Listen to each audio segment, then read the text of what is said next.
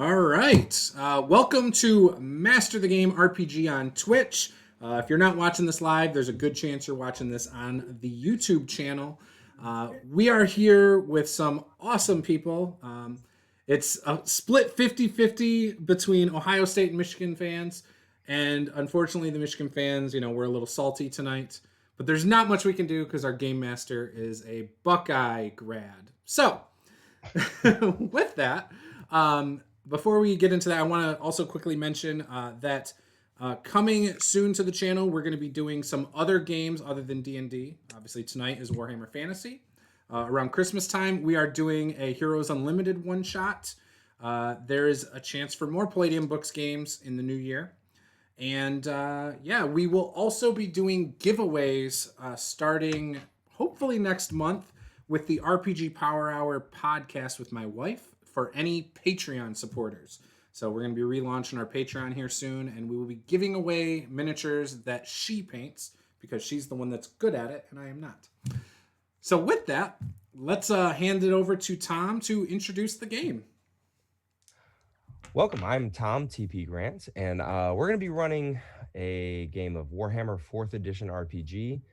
I myself am a fan of Warhammer. I have come fairly recently to it. I've been playing Warhammer RPG only for a little bit right now. I've been immersed in the world for a couple of years, so I'm still working on my general rules knowledge. So if I mess up a rule here or there, cut me a little bit of slack. In terms of lore, I'm no lore master, but I'm learning.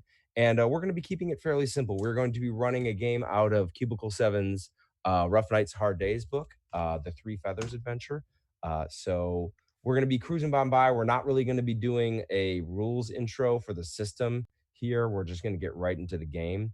So we'll be cruising along. If you're interested, you can hit me up on Twitter at TPGrant, or you can check out the rules on DriveThruRPG or any other place. So let's get started. We are going to be playing in the old world, specifically in the Empire.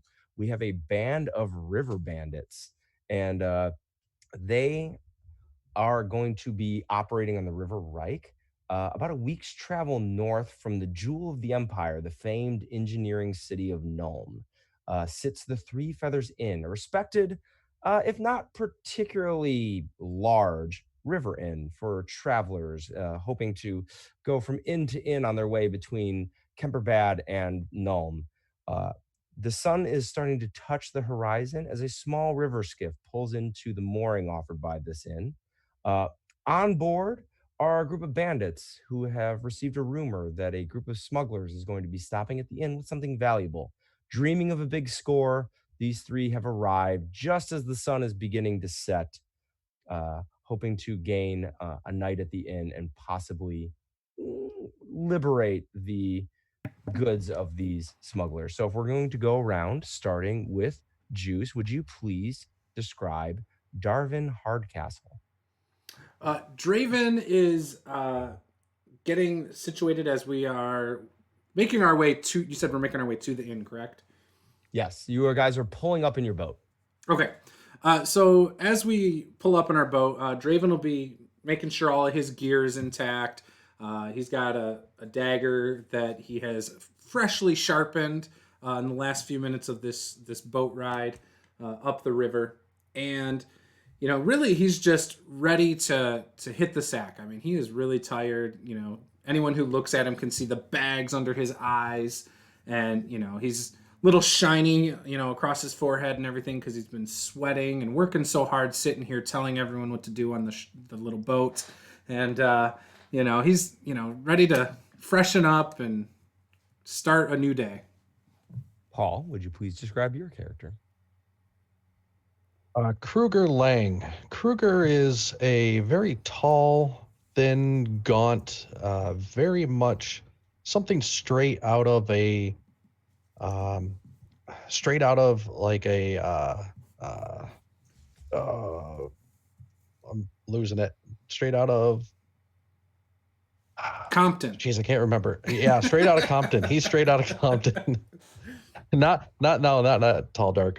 He's basically just a very thin, gaunt, dark hair, pale eyes, walks with a limp, just very gangly, but not not that he's not necessarily coordinated. He's just wiry strong, and is just constantly on the lookout, constantly watching and listening. He's got large ears and just tends to really kind of perk up when he hears any sound.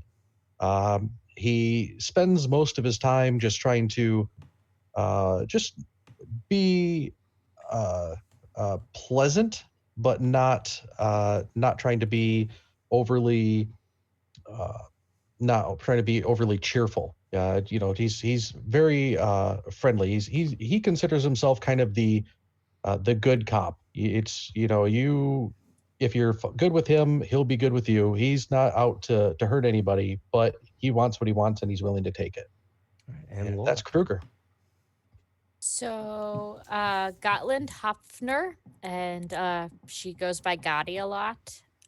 She's a young girl, about 17. She is thin to the point of underfed, has dark brown hair, but very startling silver gray eyes. And despite that, is, let's go with, unusually attractive.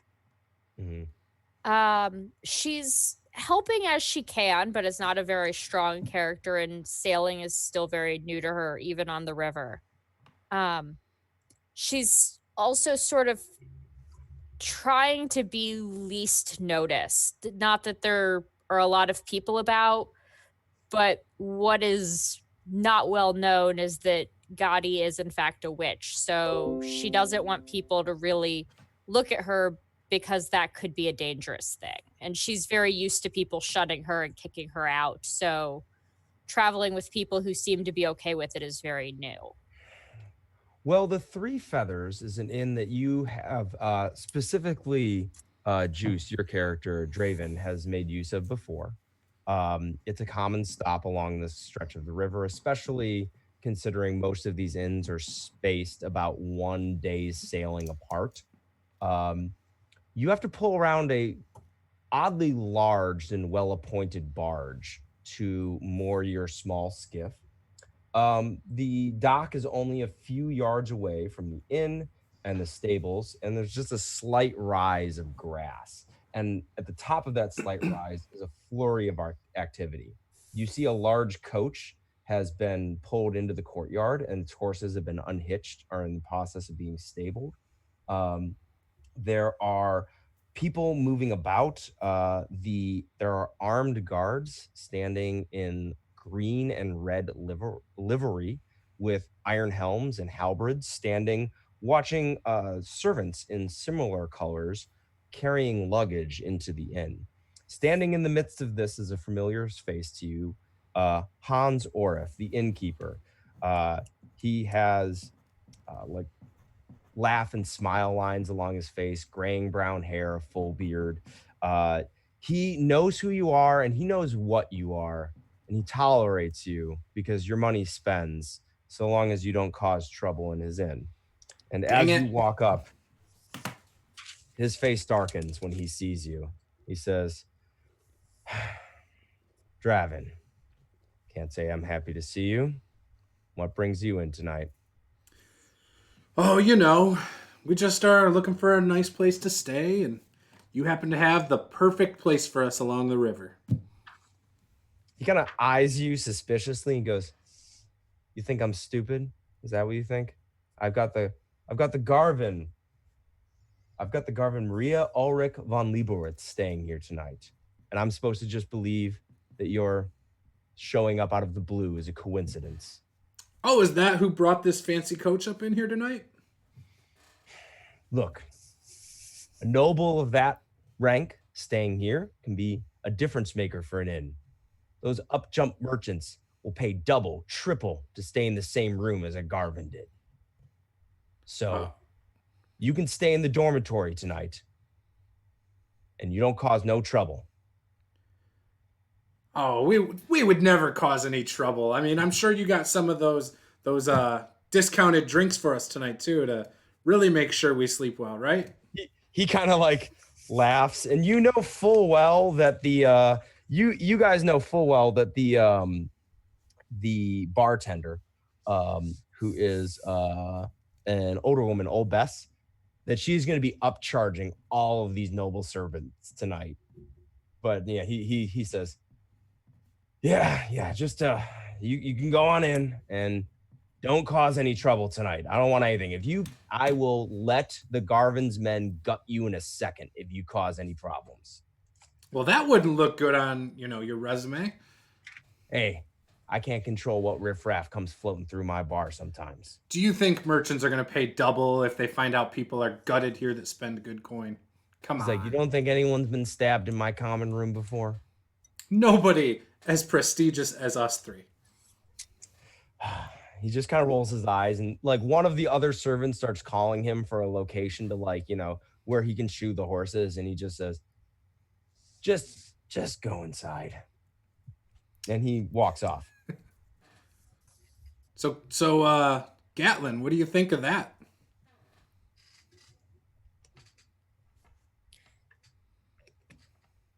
Darvin, do we want to know what they're saying?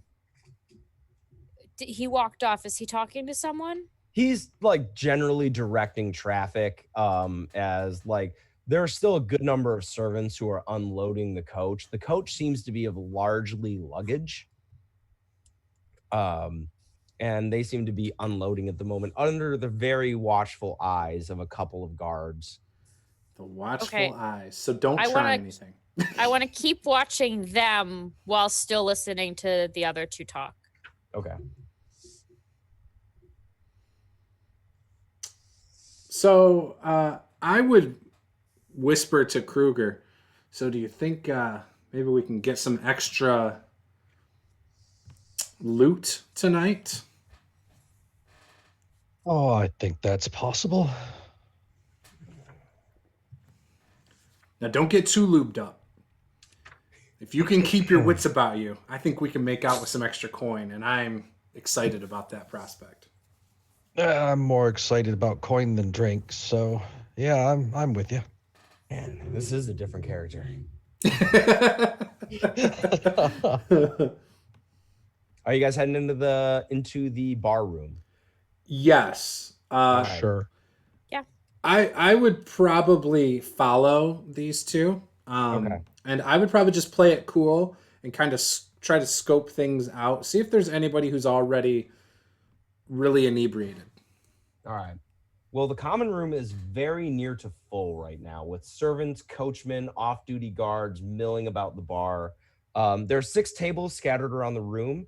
At one large table, the patrons are gathered around as a tower of a man with rich, deep brown skin, bare-chested, and just like a tower of muscle is arm wrestling one of the off-duty guards and easily wins to a cheer of those around him. And he kind of looks about and laughs, and they all he calls for another round. At a smaller table behind the arm wrestling match, you see a tall woman with short blonde hair, fashionably attired in a Reikland dress. I'll arm wrestle her. No, I'm just kidding. She sits exuding kind of casual nobility as she glances over at the noise from the wrestling match and then turns her attention back to who she is speaking to, and you recognize who she is talking to. She is a common sight at this particular inn. It is Marslin Thorncobble. You know her as Seedling, a halfling who is a particular bit of a gossip and a gamble, a little bit of a con. And they sit talking together. But the blonde woman shakes hands, stands, and walks out of the common room towards these stairs, heading upstairs, with a retinue of servants following her. Other than that, the bar is fairly full at the moment, as the room is somewhat full, and it seems the large man has another challenger sitting down to arm wrestle him. How far away is Seedling from me? Seedling, you could walk across the room to her. She's like, you walked in the door and she's probably about 15 feet from you, 20 feet. I'm sorry, I thought you said she was going up the stairs. She was No, leaving? the blonde woman who had been talking to her went up the stairs. Okay. I'm not good.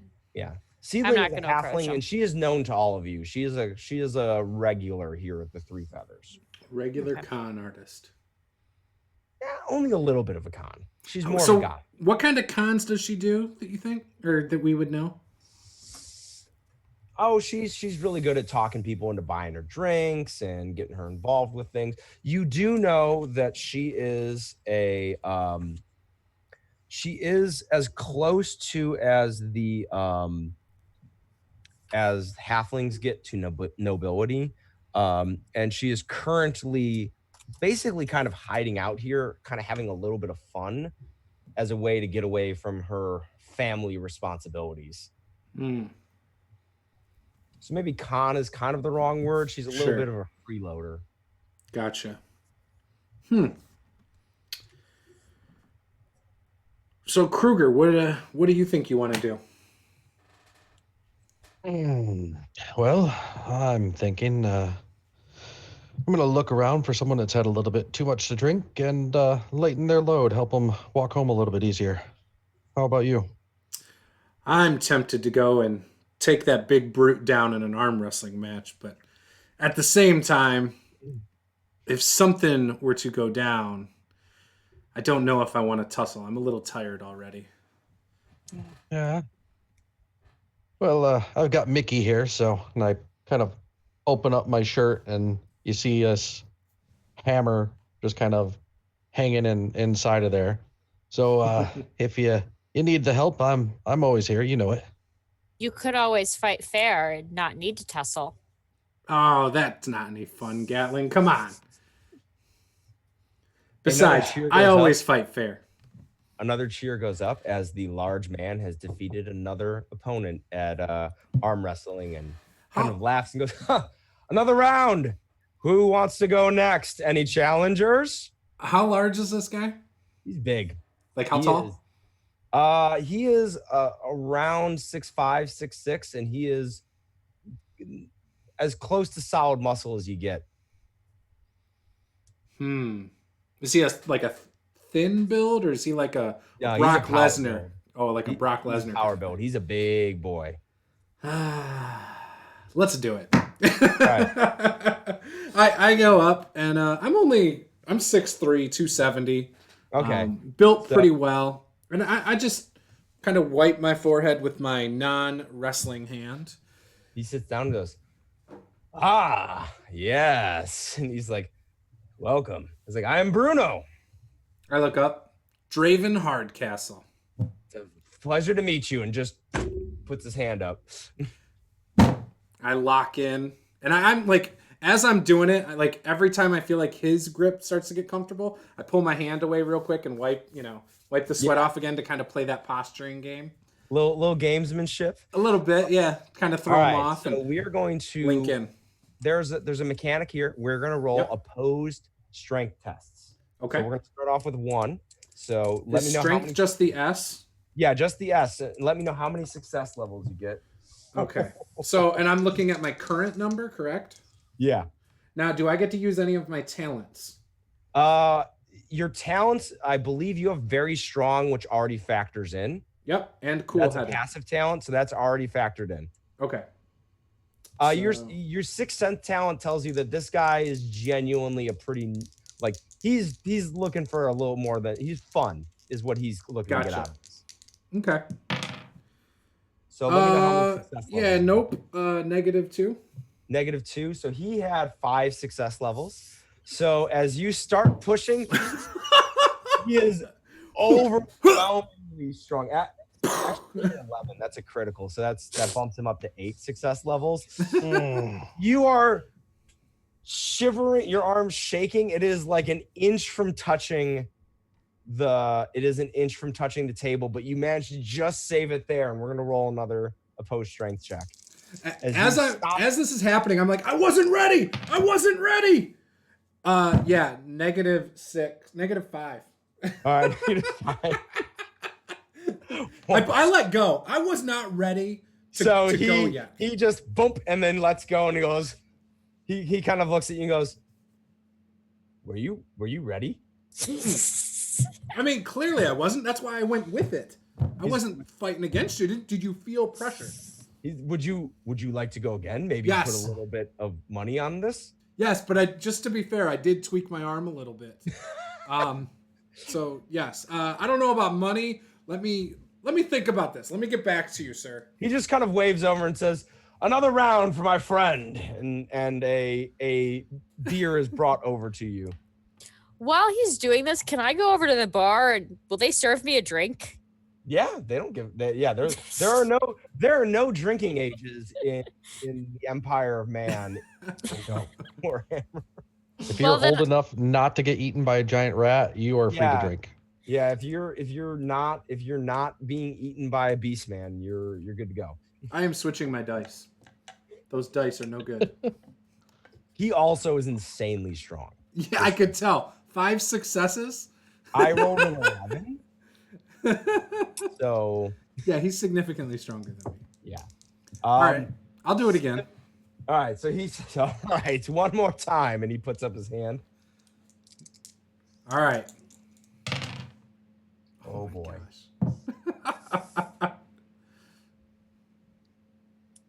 All right, what'd you get? I'm 1.5 failures. 1.5. You got 5 again. 5 success levels. I rolled a 16. I have no shot. This time it's all right. Let him get them all out now. You push, and it's just like pushing against a statue, and then suddenly your hand just starts getting cranked down, and you find you can stop it again just before the table touches. Come on, critical roll, success, 4. Nope, worse. So 3 success levels for him. He kind of smiles and just leans his weight down and taps your knuckles against the thing and says, well, it's like, don't worry about it. It is far from the only person to beat me. He goes, why, that fellow has lost me 5 times and lost over 3 silver. And one of the guards just is like, fuck you, Bruno. Hey, to be fair, you did hurt my arm the first time. I wasn't ready. This is my apologies. Just give me a couple days. If I see you around, I'll have to go again. So what brings you here, Bruno? Oh, well, I am the judicial champion of the Garvin. Oh, yeah. Yes, Sounds kind of impressive. You have a green thumb? Huh? Do you have a green thumb? No, I fight professionally. Ah. We're headed to Kemperbad, where I will fight some poor fool in a trial by combat representing the Garvin. Oh, the Garvin. I thought you said garden. Here, No, I thought you had a Garvin, green thumb. The lady. Oh, I don't. Who is that? I've never heard of that person. By the way, if anyone has Lore the Empire, they can make an average or a +20 check to see if they know anything about this Garvin. This is Laura Reichland? Yeah, Laura Reichland. I have that. Yes. That's a critical success with a 1. Oh, all right. Nice. So, let me just read the whole passage to you. By the way, this will be the only good thing I roll all night, so appreciate it. Hopefully, we get something So, useful here. The Countess Emmanuel is a countess of the city of Nuln. She throws legendary parties, which are the wildest during Black Powder Week, a week-long winter festival held in Nuln. There was an incident last year at one of her parties. The Baron Otto von Damenblatz, a minor noble from a duchy, was found dead, face down in a punch bowl. His son accused the Garvin of causing his father's death through poisoning or witchcraft. Everyone at the restaurant everyone currently at the inn would disagree with this, but she has been called to Kemperbad to face the charges of the family, and she is elected trial by combat. And she is currently en route to the city north of you via the river, with apparently her champion Bruno, who will represent her in that trial by combat. Is a trial by combat to the death? Not necessarily. I mean, like you're there's a little bit of professional courtesy there between champions. But it can easily result in death. You do notice that on Bruno and his bare chest, there are some scars. He's clearly been at this for a little bit. So how long have you been helping your lady? How long have you been a champion? For her? Oh, probably only about 5-7 years, but previous to that, I've represented others. I've been a judicial champion for probably 15, 17 summers. And I'm assuming it pays well. Very well. What would it take for you to ever quit such a line of work? Ha! Oh, I will likely need to be struck down in the arena. I enjoy it far too much. Oh, so you just are fine with these exhibitions of sport rather than real adventure? I enjoy a good contest. And at that point, one of the servants you see is kind of like hovering off to the side and is like kind of walked up to him and says, Mr. Bruno, sir, the Garvin has requested that you stop arm wrestling on the chance that you may injure yourself and not be able. And he turns and goes, "Get away from me, worm!" And he just kind of pushes him like, "I know what I'm doing. So you think any of these can injure me? This one had a pretty good go at it." And he points at you. He's like, "But," he's like, "No, get away." And the servant kind of like scurries off and he goes, I'm sorry, what were we talking about? Do they always tell you what to do? That's got to be obnoxious. Oh, it's part of the job. I can't deal with being told what to do by inferior people. He goes, "Well, they're not so bad, the servants. They're just overly cautious in matters of, physicality and fighting. They don't understand it the way you and I do." Sure. So, looking at those scars on your chest, I'm sure you've got some great stories. Oh, yes. And we'll say he launches into one with you. The front door opens. And it is now raining outside, you can see. And 3 men in what appear to be scholar gear come in and go to speak to the landlord, who has moved inside and is now helping old Bess behind the bar. Can I Laura, go ahead. Go for it. Oh, so am I in a sort of can I get tucked into an out of the way corner? Yeah, you can absolutely be kind of like tucked away, kind of blending with the crowd. Okay, so when I see that, I'm gonna make sure I'm tucked back into like a shadowy corner, and I want to cast eavesdrop and hear what they're saying. I have to have one target, so one of the head scholars, whoever looks like he's and talking then the most. Is eavesdrop is that petty magic? Yeah, that's a casting level 0, so let me go ahead and make a roll for that. Okay. While she's doing that, I have acute senses with hearing, so I can hear. Okay, so you can roll imperceivable. You can go ahead and roll a perception check. Okay. It'll be a +10. It is loud, but with your talent, you'll be able to hear if you get a good roll. Yeah. Okay, so I have 2 success levels, which is enough to that activates one of the the overcasting bonuses. So I could target a second creature. Could I listen to both of them? Yeah, you can listen to both sides of the conversation. So I'm going to say you sink away into the corner and reach into your pocket and take out a small mouse skull and kind of run your fingers along it as you mutter a spell. And it is a little more powerful than you were expecting, and you're able to expand it out into a little cone. Paul, go ahead and roll me a perception check. I got a 32, and with the +10, I would have a 45. So what's the success levels on that? Would that be 1 then? What is your perception?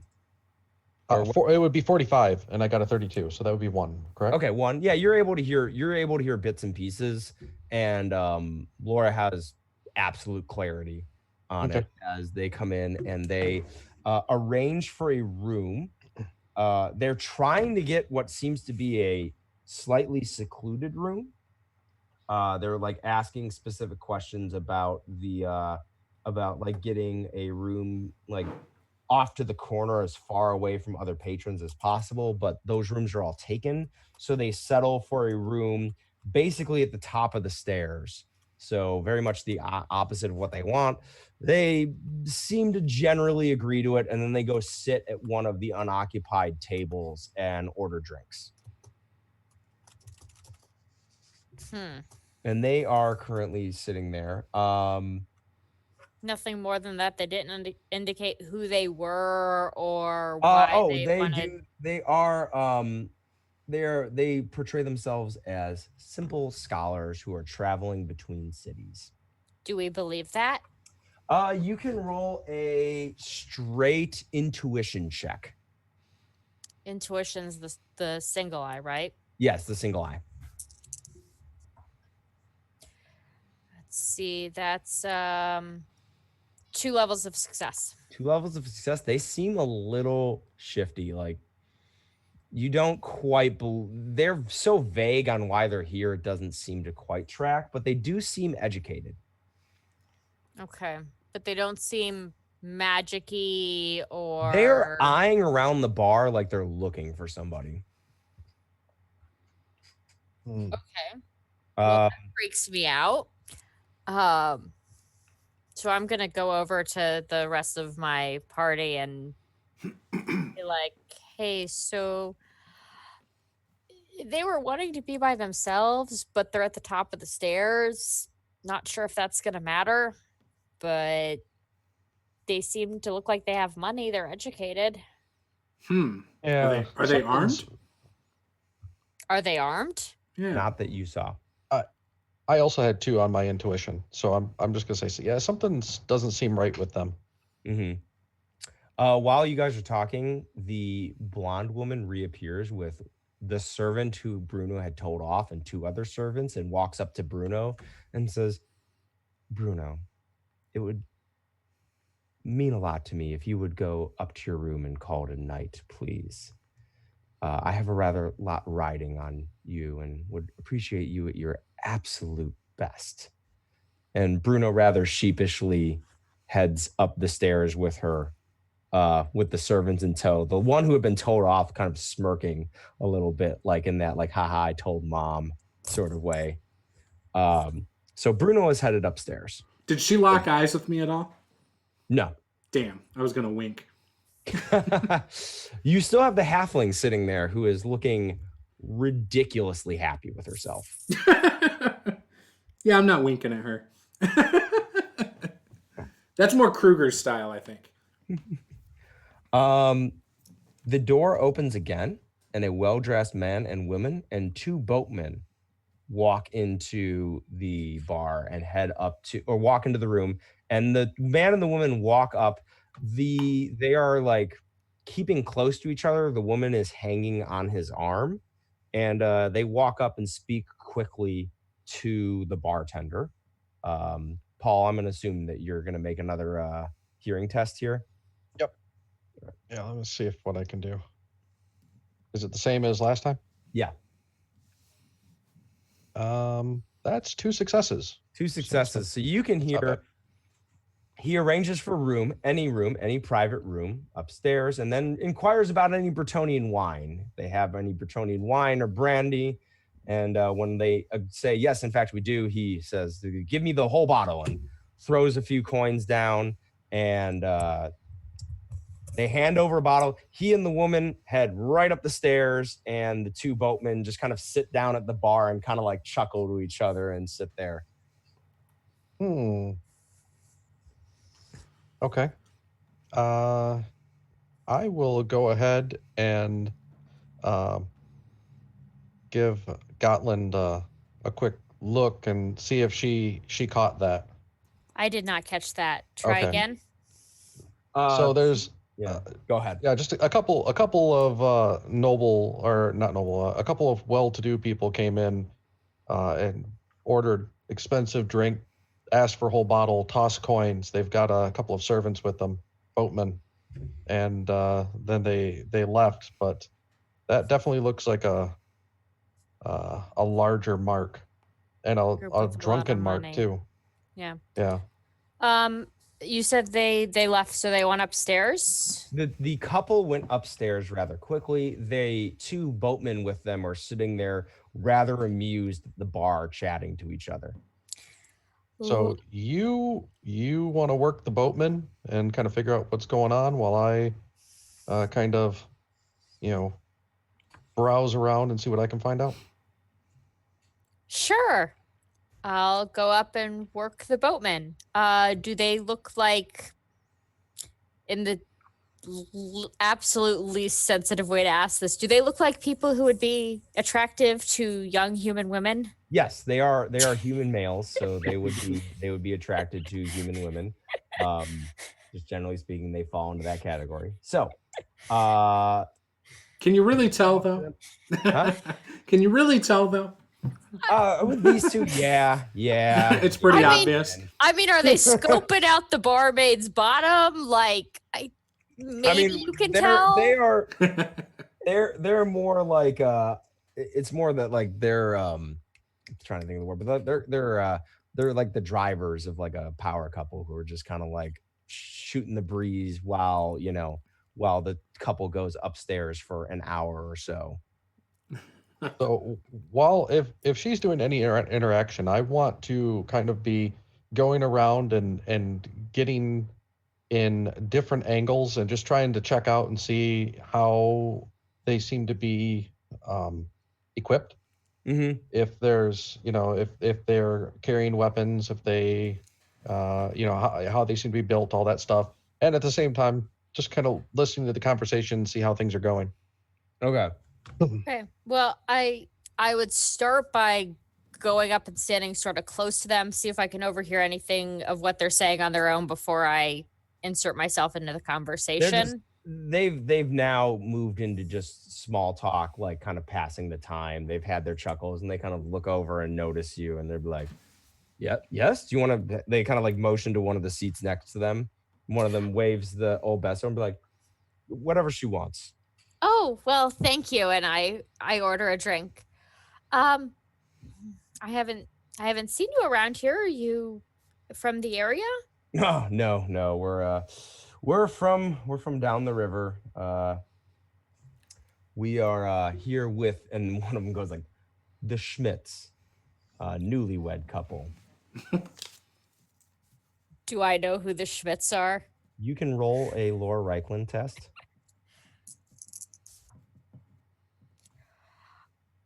That's, I would have to look it up, but I believe it's several levels of failure at this point.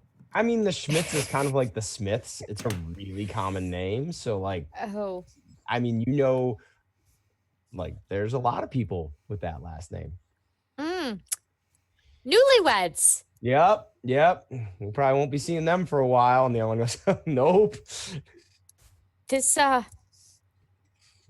mean, maybe I'm young and naive, but this really isn't the sort of inn for young newlywed romance. I mean, for young newlywed romance, it's the nearest inn is the best inn, I believe. And then one of them goes, any port in a storm? And they both kind of chuckle again. And I laugh as if I find that funny and not gross. Yeah.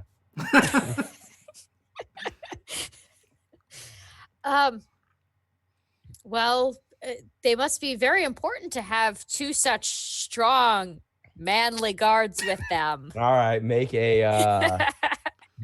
where is it? Fellowship test. And what is your Can I use a charm test? Yes, a charm test. That's what I was reading. Okay. Make a charm test and then your bonus goes in. I critically failed. I got an 88. This is a good point to point out. Would you like to use a fortune point? Ooh, yes, I would. All right, you may use a fortune point to re-roll that. Because that was garbage. All right. And remember the bonuses you get for your attractive trait. Yes, I have to be successful for that to work. Okay. This is successful, so I can use my attractive trait. Thank goodness. So I was naturally successful by 1, but I can use my attractive trait. My unit dice is 5, so I have 5 success levels on this. 5 for calling success them manly and manly and strong. one of them kind of leans over to you, like clearly trying to get close to you, like physical distance from you, like rubbing a shoulder against you. It's a little gross. It's super gross. It's super gross. It's super tacky. But he also says, so yeah, they aren't actually the Schmidts. Oh, really? Yeah, that's oh, yeah, see, the woman there is betrothed to another man, a noble. And but she's in love with this other guy. So she's been betrothed for a couple weeks. They like to run off every so often. He's a son of a merchant, so he has a little bit of money. So they pay us to come down here and get him a room and let them have their fun and then take him back so that future noble husband is none the wiser. Oh my, that's scandalous. Yeah, isn't it? He It seems like really is. pleased that he is like let you in on the secret, and it's just kind of like he is not backing up. He's keeping that like close distance. It's a little weird. Yeah, it is a little weird.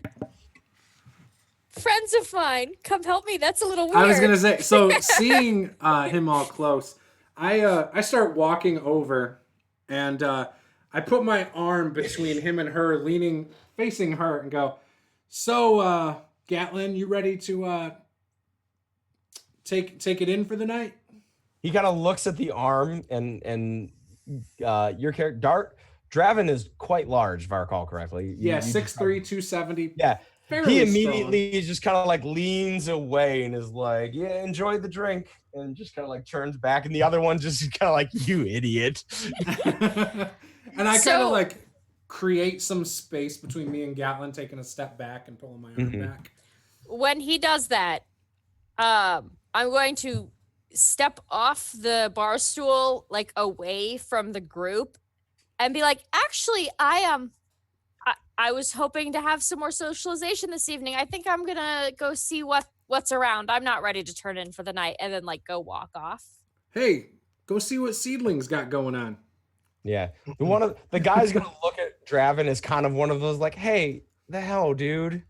But I'm gonna try to play it off as if like, no, he interfered, but we're not really together, when I'm really, like thankful that he saved me, but also you don't trying have to. like Keeping him on the hook. I understand. I let him know that you're like my little sister. Yeah, I was gonna say at the same time I walk up and I'm like, brother, she's a good girl. Leave her alone. If you start any trouble with our sister, there's gonna be some problems. We're just like, whoa. We're just here taking some people. Like we don't want any trouble. We're just waiting to leave. So are the two of them standing together? Draven and yeah, they're over giving those guys the talk. Okay. I'm gonna wait till they start walking away from the two of them. Mm-hmm. And in a very low voice, I'm going to use murmured whispers to relay to them what I heard about who this lady really is. Okay, go ahead and roll for that. Oh, that's right. I have to do that. Yeah. I was listening too, so. Okay, well that's good. Yeah, because that's a fail. That's not a miscast. Just it doesn't work. It doesn't work. I'm clueless. It's okay.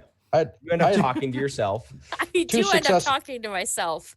2 successes to listen. So. All right. The doors. Consume alcohol is a skill. What? Yes, it is. That is to try to drink. It is to keep your wits about you as you continue to drink a copious amount of alcohol. Okay, I just saw it on my sheet and I'm like, what? Sorry. Yeah, no. The doors open again, and a rather interesting sight greets you as 3 figures embellished in the black robes of Mor. This is the priesthood of the god of death. They deal primarily with burial rites and making sure Warhammer is a world with undeath and undead. So burial rites are considered to be very important, as it's very meticulous how you go around burying someone so they don't rise up and eat your face later that night. So these are dressed in black robes, skull masks on. Their leader has a necklace of what appear to be genuine human skulls. This place is hopping tonight. Would it be weird for these guys to be here? Like, if we hadn't, like, if someone hadn't died, is this odd for them to be here in full get-up? Well, they go and speak very directly to the innkeeper behind the bar. Okay, Hans I'm gonna try to or Olbeth? eavesdrop again. I'm pausing to let everyone roll their checks. I'm gonna try to eavesdrop again. I'm switching dice because the last dice were bad to me. I want to go crawl in bed with Bruno. Marginal success. Huh? Marginal success. Well, that's enough to cast. So you cast. How do you roll an eavesdrop? Eavesdrop? Oh, eavesdrop is a spell I have. Yeah. It's a spell. Okay. Never mind that. And then Paul. I had a 41 out of a 45, so That's a marginal success. that's a marginal. Okay. Okay, so you can hear a little bit, and then Laura, who are you listening to? Who were the two groups again? There's the I'll listen to the priest. The priest. Okay, so you hear him say, "We are transporting a body from Nuln to its homeland up in Middenland, and for burial rites. It will take some time. We would like a double room, if possible. We are going to bring the casket in. If you hear any odd noises in the night, we are simply praying over the body. We will need to pray over it the entire night to make sure that all the proper rituals are seen to. Therefore, do not be concerned if you hear any odd noises, and we will pay for any inconvenience." And he kind of reaches out. Laura, you can roll an intuition check. I was going to say, give me an intuition check. Does that sound like what you're supposed to do over dead bodies? Because The it answer sounds... is no. Why would you even have to make a check? It sounds like necromancy, but I'm not sure if that's my D&D coming in. Or murder. You hear weird noises and screams. It doesn't sound like weird noises should be praying over a corpse, but... Roll. An intuition check, you said? Do I get any bonuses to this because it's really obvious? Or because I live here and have seen dead people? Yeah, go ahead and add plus 20 to that, just generally because there'd be some sense of the rituals of more. It's still 4 levels of failure. You're fairly young and you've not been to a lot of funerals, and you're just whatever. The priests of Moor do what they do, and we're all happy for it. That's why we're not overrun by zombies right now. Thank you for your service. Okay. At a plus 20, I would have a 1 success. And I would definitely be going to go tell them what I'm hearing regularly. You've not heard of this happening before, but you also don't know the rituals or the practices of priests of Moor. So you really don't have a basis for that, but the paying the extra money, your criminal sense is tingling. Juice, your sixth sense is also tingling here, as it's just weird. And after they make the deal, the two initiates go back and they're carrying a casket in. Would it be odd for with them? The symbol of Moor set on top of it, and they're carefully carrying it through the bar as all the patrons turn and kind of look at it like, what? When they went out to get the casket, could I have offered up money to find out what room they were going to be in? Yes, you could. So when did I hear when they were buying? Like, did I happen to catch what room they were going to, or it just at least upstairs, or it's upstairs? I would say, Juice, how much money would you be offering for it? What do I have? It looks like your money. You have 16 brass pennies. You have 16 brass pennies. I'll offer it all. Oh man, you offer 16. I don't know how much that is in it's all. I mean, that's all your money. That's a lot of money. Is it a lot? I don't know. Well, that's a lot for your level. I hear pennies. I think of 1 cent. So no, this is a. It's like dollars. What you have, yeah. All right, I'll offer up like 5. 5, then go ahead and give me a bribery check, but add plus 30. So, I'm gonna hang out by the stairs, and I want to get a good listen because they were talking about strange noises coming from the room, and I just want to have a good listen if there's any sounds coming from that coffin when they move it up. 5 levels of success or whatever. 5 levels of success. Yeah. The landlord just kind of looks at you as you offer it and just reaches out and takes his hand and he says, they're going to be staying at the double room right next to the stairs. He goes, but remember, no trouble tonight. I don't think you have to worry about us causing trouble. It sounds like they might be causing trouble. And I ask if he has an extra key for that room.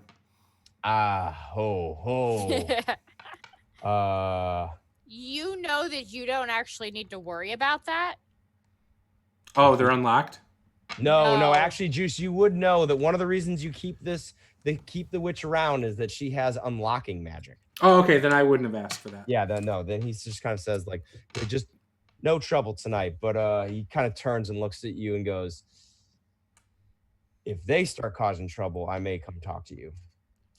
Where's the barracks in reference to where everybody else has been going upstairs? Is it upstairs also? The dormitory common sleeping room? Yes. It's like through the bar room on the first floor. The private rooms are on the second floor. The common room is the back of the ground floor. Okay, so I probably couldn't walk up there and people think I was going up there for a reason. Okay. So I'm assuming while you guys are doing this that Paul, you kind of seem like you'd be on watch. Mm-hmm. You see a well-armed kind of woman slowly, kind of quietly open the door, walk into the bar, close the door behind her in kind of a way trying not to draw attention to herself, and just kind of like walk and sit down at one of the tables back to the wall and just start scanning the room. Okay. What does she look like besides well-armed? You said kind of a woman, so I'm wildly afraid. A well-armed woman. Okay. She is wearing a hat, like kind of a poofy hat, but underneath it you can see there's a steel helmet underneath it. She's wearing like a traveling cloak that is covering up a little bit of armor, and she has weapons on her belt. And she is keeping a very, very close watch on the room. Okay. Have they brought the body upstairs yet? Yes, the body has gone upstairs. Okay. Did I get a chance to hear anything odd going on? Do you want me to roll for that? Not a sound coming out of that casket. Okay, good. So whatever is in there sounded dead enough. If I heard clawing or scratching as they're bringing a casket up, that might be some indication of trouble. Yeah. I will take a look at the well-armed woman and see how long it takes her to notice me, watching her. She notices fairly quickly. You make eye contact and she kind of glances you and see her eyes immediately dart down and notice your hammer and your dagger. And you can tell that she has filed you away as someone to keep an eye on. Okay. I'll go over and sit by her.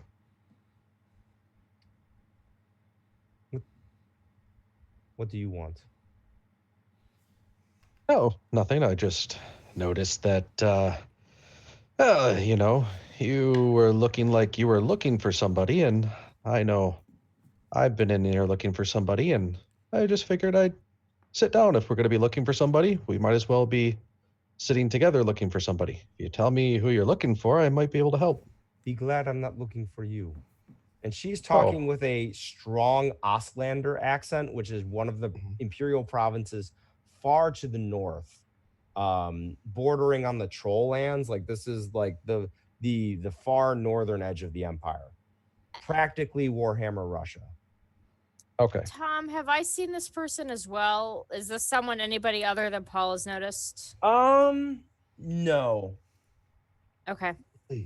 No, she is definitely not someone from around here. She's do I see her in the room? Oh yeah, you've noticed. You've seen her. You see her. You mentioned her hat. Is it a scary to me hat? No, it is not a witch hunter hat. Okay. That's all I needed to know, and I'm going to back away. Yeah, I'm gonna just try to lay on the charm a little bit and get her to All right, go ahead and ease roll up. me. Do you have a charm test? Do you have a charm? I do. All right, roll a charm test, and I'm going to roll an intuition test on her part. Okay. Oh, that's not good. I would like to re-roll that. All right, go ahead. Before you do, know that I am rolling like a beast in these social encounters right now. So maybe, yeah. Sure, I'm going to give it a try anyway. All right. Cheers. No, that's not any better. Okay. That is a -2, I think. No, she had 2 levels of success. Yep. So she looks at you and is kind of like, I'm worried maybe we are looking for the same person. Same person, huh? That could be. How This would about make us you? competitors. I don't think you would like that. Oh, I'm not a competitor with anybody. She just kind of like gets up and like as she walks away, she goes, "Stay out of my way," and just kind of walks over to the bar. A servant comes down the stairs from upstairs and just kind of indicates, would all members of the traveling party please report to their rooms? The Garvin would like us all to be awake for the departure tomorrow morning. So please wrap up and head to your rooms. And you see a bunch of the people kind of all like roll their eyes and, you know, finish their drinks and throw coins over at the bar and walk up the stairs. And the number of people in the room has gone down somewhat significantly. When I see them do that, can I sort of try to tail up behind them? I want to be upstairs and sort of see what rooms are taken. Absolutely. So you can go upstairs, and I will give you I'll give you a general layout in a second. Okay. And I'm trying to figure out, listen to doors, see which doors it seems like the not newlyweds are behind versus which doors it seems like the priests are behind. All right. I will give you when you're upstairs, I'll give you like you have a sense of where everybody's room is then. Okay. After about 5-10 minutes, coming downstairs, kind of like hysterically trying to sneak, but very difficult for considering his size, is Bruno. Downstairs, sits down at the bar and just waves another drink over. Oh, I love it. Huh? Seeing Bruno come down the stairs, I slow clap. You want another arm wrestle? No, but feel free to join me. He goes, oh yes, and you see the woman who came down just goes,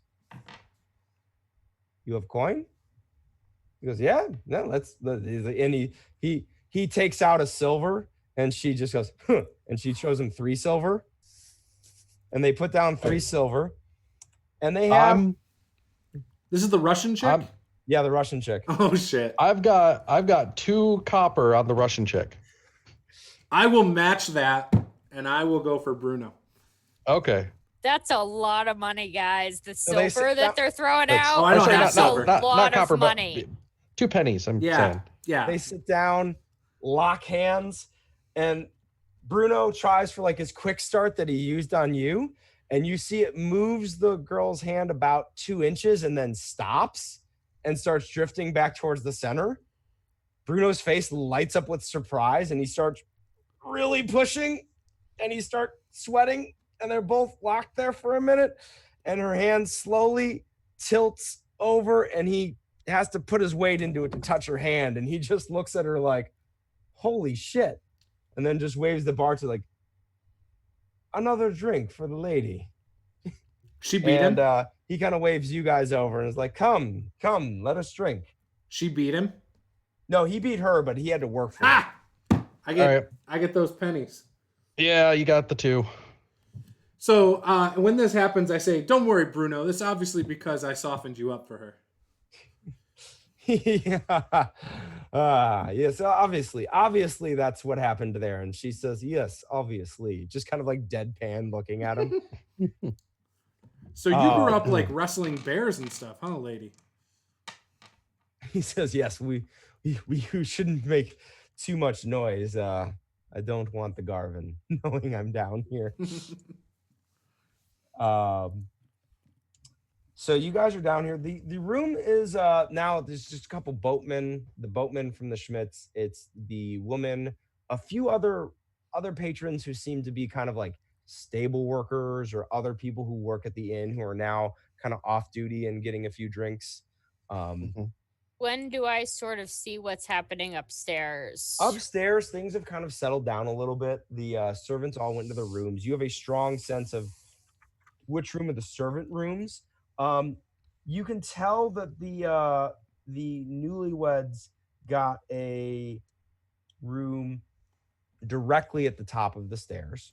Across from the undead priest dudes? Across from the undead priest. That's actually really convenient. They're diagonal from the undead priest. It's like literally you come up the stairs, the door. So weird noise drown each other out.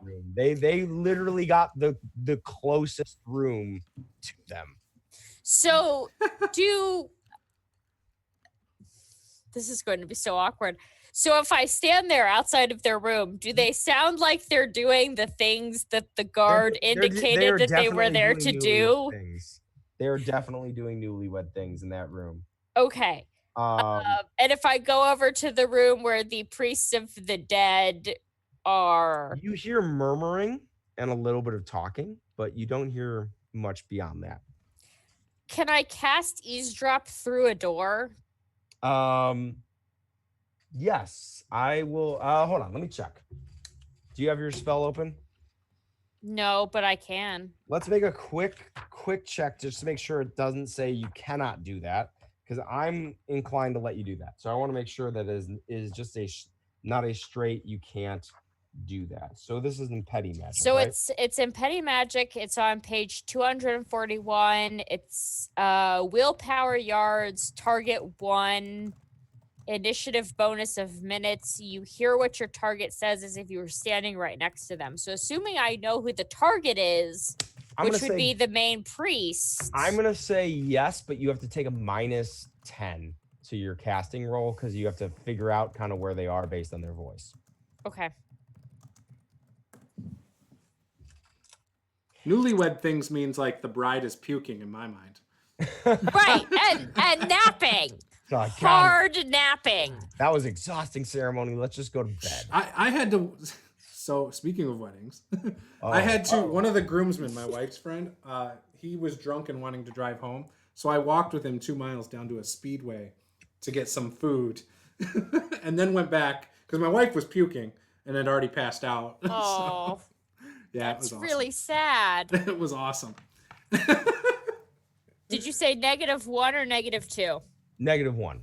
Okay, well then it's a 1 success level. Okay, so you hear the voice come through of the head priest, and he says, "The boat will be here sometime tonight, so you should be awake soon. We'll need to move out quickly. We'll wait till everybody's asleep." He turns to him and goes, "Go downstairs and tell the innkeeper that we're expecting the boat." He goes, "Go make sure they know, and then we'll be able to get all the crud back on and we can do that again." And you hear footsteps coming towards the door. He said he should be awake soon? He did. Okay, we're going to try to cast this again. It didn't work last time. The door begins to open. Oh, no, I'm going to back the crap open out of the way and try to be in a shadowy place farther down the hall. Okay, so you like move the newlyweds room. No, past the newlyweds room by the servants room. Yes, you move further down the hall as the door opens, and one of the initiates, 2 more people dressed in the robes, heads downstairs. Juce and Paul, you see this guy come downstairs and go talk to the landlord within earshot of you. So you don't need to, you guys are sitting fairly close. The bar's kind of emptied out. And he informs that sometime during the night our boat will be arriving. If you'll please send a servant up to let us know so that we can leave without disturbing the rest of you. That way, hopefully, the loudest aspects of our ritual will occur on the boat and not here in your inn. And you guys both sitting there notice that the woman takes great interest in this particular conversation. Well, and so when I've backed up out of them leaving, I got a marginal success on Murmured Whispers. Ooh. And this, it specifically says I don't have to have line of sight. So I'm going to cast it to Darvin's shoulder. Mm-hmm. And in the whisperiest voice I can whisper, I'm going to say, the dead priest said they're waking somebody up soon and they're going to get him on the boat. I think these may be the smugglers we were looking for, but maybe they're smuggling people and not money.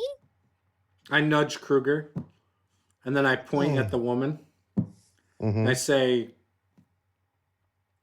like, whisper to Kruger, noticing that she's looking the other way, kind of. I say, I think she's here for them, too. And then I also say, shipment may have dropped. Laura. Kind of implying that this is possibly our thing. You hear some doors opening behind you. Okay. As one of the servants comes out of one of the rooms and goes and knocks on another door. And the door opens and it's the Garvin. And the servant says, "You were right, my lady. He is not currently in his room." And she just kind of goes, "Will you please go down and fetch Bruno and tell him to go back to bed?" I'm going to walk down quietly behind the servant to watch her tell him that, because that seems like that would be funny as funny. Yeah. So one of the servants comes down and says, "Mr. Bruno, the Garvin has noticed that you are not in your room and has requested that you please return." And Bruno kind of like looks up a little like a little sloshy and goes, "Ha ha ha. Oh, she's clever. She's a clever one. I'll go right up." And he kind of like takes a shaky step up the stairs. That's kind I'm of weird. I'm going to help steady him as he takes a shaky step. That's from like one drink down hard here? hand pats the top of your head and says, "Thank you. Thank you." You don't need help getting upstairs, do you?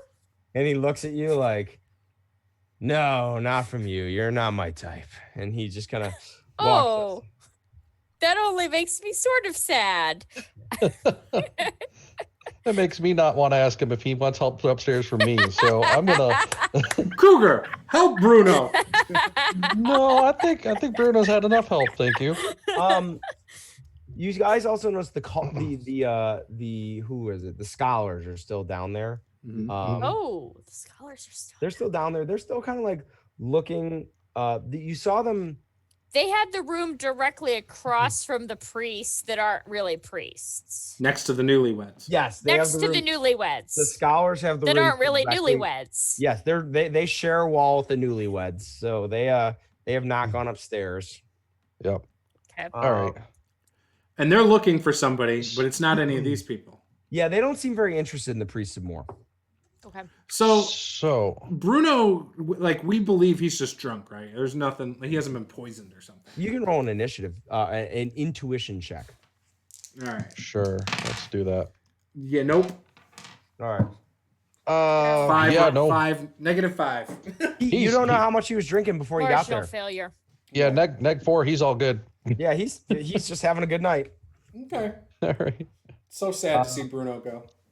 So, I want to excuse me. I want to just get a second to get Draven to the side and suggest that if we let the fierce woman in on some of the stuff that's going on, she might be able to get in and cause a bit of a disturbance.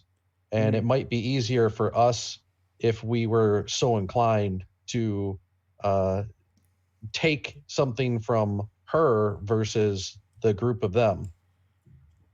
Yeah, I mentioned what Gatlin had told to me.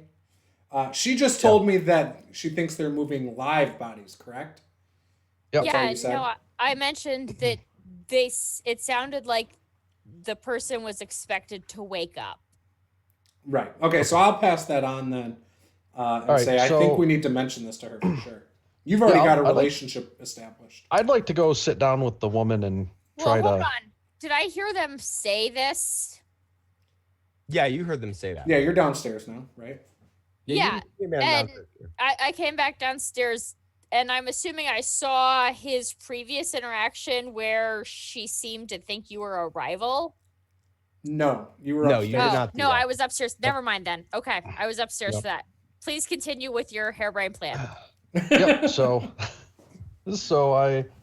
I sit down with her, and just look over, give a nice little smile. So, gonna be up pretty soon, by what I hear. She looks at you, a little confused. Who will And be? I'm just, oh, you don't know? How quaint. She goes, "Are you following the priests? Is that who you're here for?" Oh, actually, I'm here for several, but the priests have kind of piqued my interest as of late. The priests are not of interest to me. What they have. She kind of like reaches in and pulls out a sheet, puts it down, and it's a flyer. Do you have read write? Do I have read right? I In don't your think talents? No, it doesn't. There's a sketch drawing of a person and Mhm. a bunch of scribbles that make no sense to you. Ah, scribbledygook, my favorite. She says, Yeah. "I am looking for bounty. There is a man, Joseph Alfringer. Mhm. He is wanted and known for inciting riot. I am to bring his head to the authorities there." Oh well, it's kind of funny because that happens to be exactly the he's going to be awake soon that I was talking about. A man can be smuggled very easily if he looks like a dead man. Yes. A little bit of the right toxins will do the job well enough that they won't cause any permanent injury, but can leave somebody incapacitated in a deep slumber. And he could be easily smuggled in a coffin. She says, "Indeed, permanent injury is my job." Yes. Well, I would say there's several of them, and I know that you can handle yourself, but we could possibly make some sort of an arrangement. I wouldn't want you to get surrounded and stabbed in the back. If they are using toxins, one small wound could be enough to take even someone as strong as you out. She kind of leans back and looks at you with a. You can see the level of respect she has for you going up. She goes, "This is true. What do you propose?" Simple. You want your reward, and we want whatever else they might be smuggling. We've heard that they might be smuggling more than just a man. The man happens to be a bonus, which is something I'm not interested in. Well, we should wait for a prime opportunity. Right now, with the Garvin here, that complicates things. It is armed men. I do not want to wish to cause a ruckus. Is the man be seen as aggressive in general vicinity of noble person? It is not good for one's longevity. Understood. Is the man that they're smuggling dangerous? No, he is dangerous in the thoughts he has, not in his physical abilities.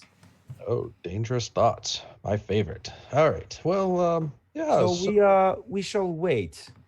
We shall wait for prime opportunity. I will speak to you when time is right. Okay. Sounds good. I will continue to let you know if I hear anything else. Okay. A figure does come down the stairs. It's one of the men that was in the like retinue of the Garvin in a nightshirt. Appears to be a very nice one, silk.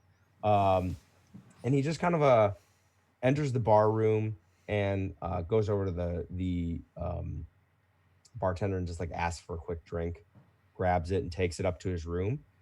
You guys do notice that the scholars peek up when he comes down and then all kind of huddle up and start talking. Okay. And they wait a few minutes. And one of them goes up the stairs after him. I was gonna say I'm gonna use my acute senses and try to hear that imperceivable talk going on. Yeah, go ahead and roll. I was also going to eavesdrop on that. All right. Go ahead. Yes, that's a good one. Ooh. Is there any bonus considering that it's quiet in here now? Yeah, plus 20. All right, that's gonna be good. Did I notice that, by the way? Yeah, you all noticed that. There's no. If I noticed that, I would probably want to try and follow in an inconspicuous way. Ooh. 3 successes. 3 successes. All right, Laura. Yep. I have 2 successes to eavesdrop, so I can, assuming they're still within 40 feet of me, I can eavesdrop on 2 of them. Okay, and he's here. That was him. We'll make our move now. One of us will go up and speak to him and see how he responds. You go. The 2 of us will go up and support in a few moments. And they kind of split up. And Do we have any sort of, I mean, we've been working together for at least a little bit. Do we have any sort of hand signals to be like, you go up first and then yeah, we'll you follow guys the can. You people guys who can. follow? Yeah, you guys saw have that been I working long got enough. up You and have walked it- away. That was my signal. All right. All right, Juice. Roll me a stealth check. Okay, well, what's that? Where's that number? Bottom of the skill. Basic skills. Bottom of basic skills. Oh, okay. Yeah. You're not terrible at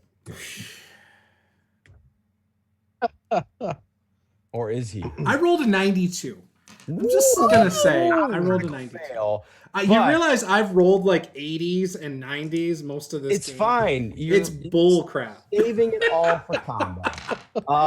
You trip on your way up the stairs and make a loud noise, and both look back at you. And the guy in the nightshirt sees the person following him, and you see kind of confusion, recognition, and then he goes into his room and shuts the door. Can I, when I see him trip, can I rush up as if I'm helping him and he's drunk to Yes. sort of, okay. Yeah, I'm sitting on the stairs right now, like defeated. Give me a fellowship roll to like play it off. Okay, fellowship roll. Me or her? Her. Oh, damn, because I rolled really well for once. Can we use his roll? Because mine was a -3. We'll use Juice's roll. All right. Oh well, I want to. Huh? My fellowship, I think, is pretty good, too. Your fellowship is pretty good. All right. It's not in alphabetical order, so it makes it... I'm gonna sit down Where's with my the other 2 that are there. It's at the top in characteristics, all the way at the far end. Okay. 3 successes. 3 successes. You play off with a great amount of experience of being tripping drunk. You play it off pretty well. And the scholar looks at you, like glowers at you. I slurp up my saliva that I was starting to drool. Like He stalks back downstairs to the rest of the group, looking very upset. And while you 2 are in the hall, after a few moments, the door opens again, and you see the head poke out and see you. And of he that kind guy. Yeah, the guy. He kind of looks at you and like gives you a assessing look. I say, hey, hold on 1 second. He waves you towards him. It appears you have some people coming after you. He says, come in the room. Come in. The Is room, this come in the room." servant guy? She's with me, right? Yes, the 2 of you can go in the room, and if you want to be there, Paul, you can come up the door. I was planning on being down where the scholarly guys were. I think that's a good idea. Okay, you want to keep an eye on the scholarly guys? Yeah, I was gonna sit down and talk with them. Okay. This room is this is one of the nobles traveling with her, so he has his own room. Hold on, let me Laura, your character immediately recognizes like the room you're going to. You understand where this is. It is, hold on, let me find his name. Gustav. Gustav. Yeah, where is Ooh, Gustav. Fun name. All right, so Gustav's room is near the Garvins, but not quite there. He is next to Bruno. And you guys walking through, you see a few more of the like servants in the hall. You see the female servant that had noticed that Bruno was missing, like outside his door, standing there, like looking like, I can't believe I have to be out here. And she sees you guys go into the room and is kind of like, whatever. And he Gustav takes me to the room and says, yes, I have a bit of a problem. Obviously. So those three are old school chums of mine. We were in a bit of a secret society, very exciting when you're a young man, but I didn't stay very long in it. It was mostly just dreadfully dull meetings and odious secret services that didn't do anything, mostly an excuse to drink and get, to drink and meet women and eat too much and things like that. He was in a Warhammer frat. Yes. Well, you see, I have come recently, the Ordo Ultima. I have come recently to understand that perhaps there's a darker side to this secret society. And what's the name of it? The Ordo Ultima. And I do believe that they could be mixed up with, let's say, the wrong sort. And they've been attempting to contact me to, they understand my position. They've been attempting to, let's say, exert some influence over me, get me to exert influence in their favor, things I'm not rather comfortable with. So they're looking to extort you for favors so that they don't tell your noble friend over there that you were part of their secret, probably illegal society. Yes, you have put it so succinctly. Lovely. So here's what I propose. And he takes out 5 gold pieces and puts them on the table. Yes. Say yes. This is like more money than we've ever seen ever. I'm going to go back downstairs and tell them I will meet them in their room in 10 minutes. I will then come back up into this room and sleep the rest of the night knowing I am never going to see them again. Yes. Yes. Yes. He says, you get 2 gold pieces now and 3 after it's done. How about you give us 5 gold pieces now so you can actually sleep the rest of the night and never see us again? Ooh, roll fellowship. And, come on. Haggle? Haggle, yeah. No, that's much more fair. You can make a haggle and you get a plus 20 because he's feeling kind of desperate. That's a 4 success rolls. 4 success levels. That seems to be imminently fair. But if you do not deal with this problem, I will inform the Garvin that you robbed me, and the armed guards will deal with you in the morning. Well, that's entirely unnecessary. The innkeepers knows that we're shady. Well, perfect then. Then he slides the 5 gold pieces across. He goes, please make sure that they never bother me again. Do you have a particular way you would like them handled? Quietly, messy, possible. Non-messy. You trying to send a message here? I would prefer them to just simply disappear. Okay. So I am, like I said, I was going to sit down and I saw the guys basically trying to follow him up, eyeball him. I caught onto the language or the talking that they're going to try to follow him up and talk with him. Mm-hmm. They tried to follow him up. Then,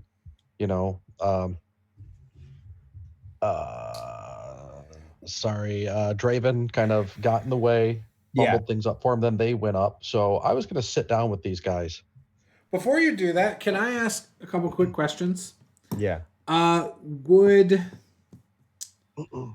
Okay, so Hans wants the nobles to stay here because he thinks it's going to help his business, correct? Yeah, he's getting a lot of money from them right now. They are filling up his place. So is he still around even though it's the middle of the night, kind of? It's not quite the middle of the night. It's like 10:30. Okay. So once I come down, once all this is going on, I do want to seek him out. So okay. So Well, so he is going to the Gustav is going to come downstairs in a couple minutes to arrange the meeting. So you guys will have a little bit of time to like quickly huddle up. Sorry, I didn't want to interrupt Paul. You go to sit. No with problem. them. Yeah, I'm just going to try to sit down with them. There's 2 men and a woman. One of the men was the one that tried to go up and talk to Gustav.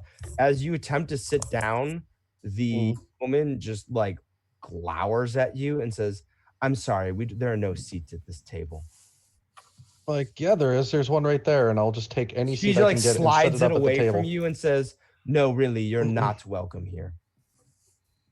Oh, that's awfully rude for someone who could help you out so much, considering how inept your friend is.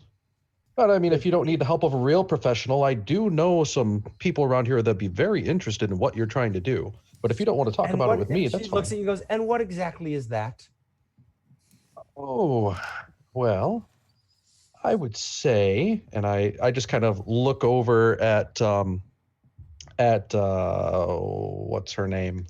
At the well-armed woman over there. Russian. Yeah. I would say, there are some, let's say, inconvenient truths going on here. And there are some people in this place who are looking to make those inconvenient truths non-existent. Roll an intimidation check at a -20. Oh, at a -20. Yeah, they're these. All right, maybe I can do it. Do it.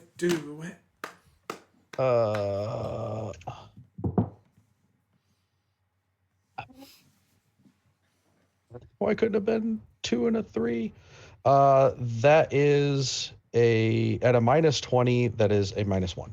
Okay, she kind of looks at you. She kind of takes a moment. She goes, "We're not going to be intimidated by a mindless brute. If you touch us, the road wardens will be all over you tomorrow." She goes, "Back off. We don't want any company. We don't need any ham-fisted threats. We are simply moving through." And she goes, "If it's money you want," she kind of turns to one of her friends and is like, "Buy this idiot a drink." And one of them just kind of like slides 2 pennies across the table at you.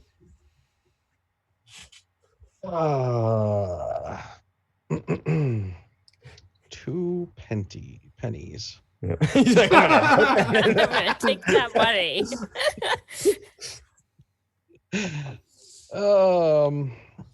You did lose what? 2 earlier. just up the profit from this job.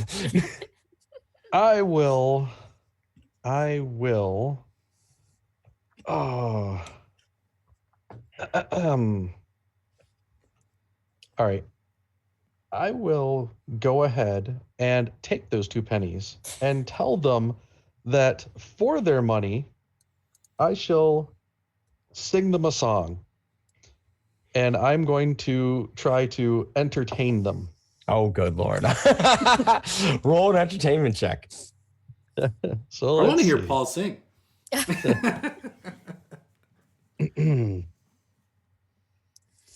That is a 98. And I am going to give them the best rendition of whatever like the Warhammer equivalent of "Oh Danny Boy" is that I can pull off With a 98. With a 98. with a 98. So Juce and Laura, your characters come down the stairs to Paul's character just butchering a folk song. Like, you guys were already kind of running through in your heads what you were going to do to these scholars, and Paul's already doing so much worse than you guys can imagine. I turned to thought we were Gotlin. jumping them in their room. They seem oddly unbothered by the song, like how bad it is. And as you guys are downstairs for a couple minutes, Gustav comes down and kind of like comes over to them and waits politely, looking a little affronted at the singing for the finish, and then just kind of huddles them closer and speaks to them. Kind of he waits for pause. He kind of like pauses and looks at I'm Paul. I'm forgetting the name of your character. I'm sorry. Kruger. Kruger. Like in one of those, like, would you give us a little bit of space, please?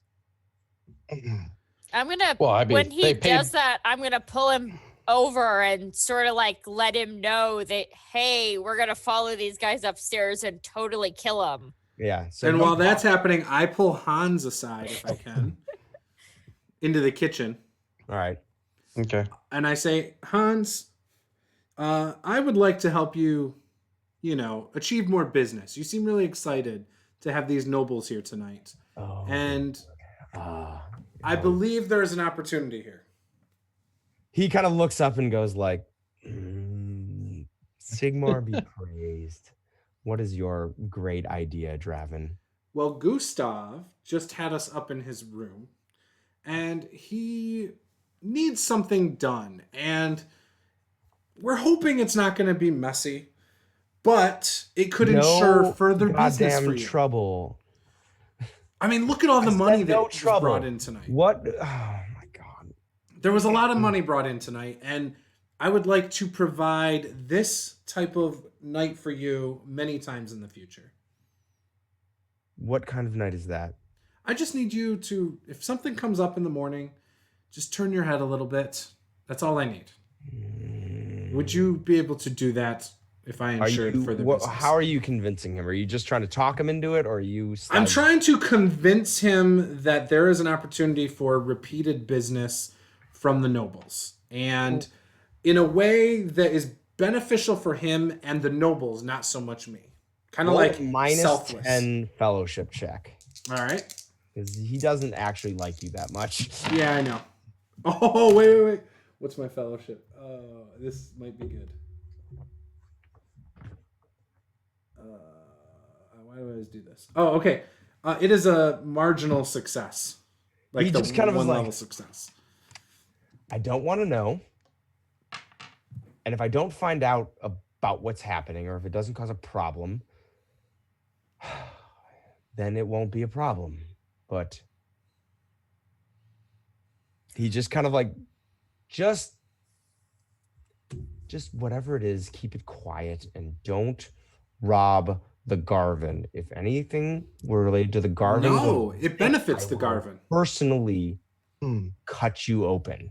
And No, he just kinda Don't worry. Gotcha.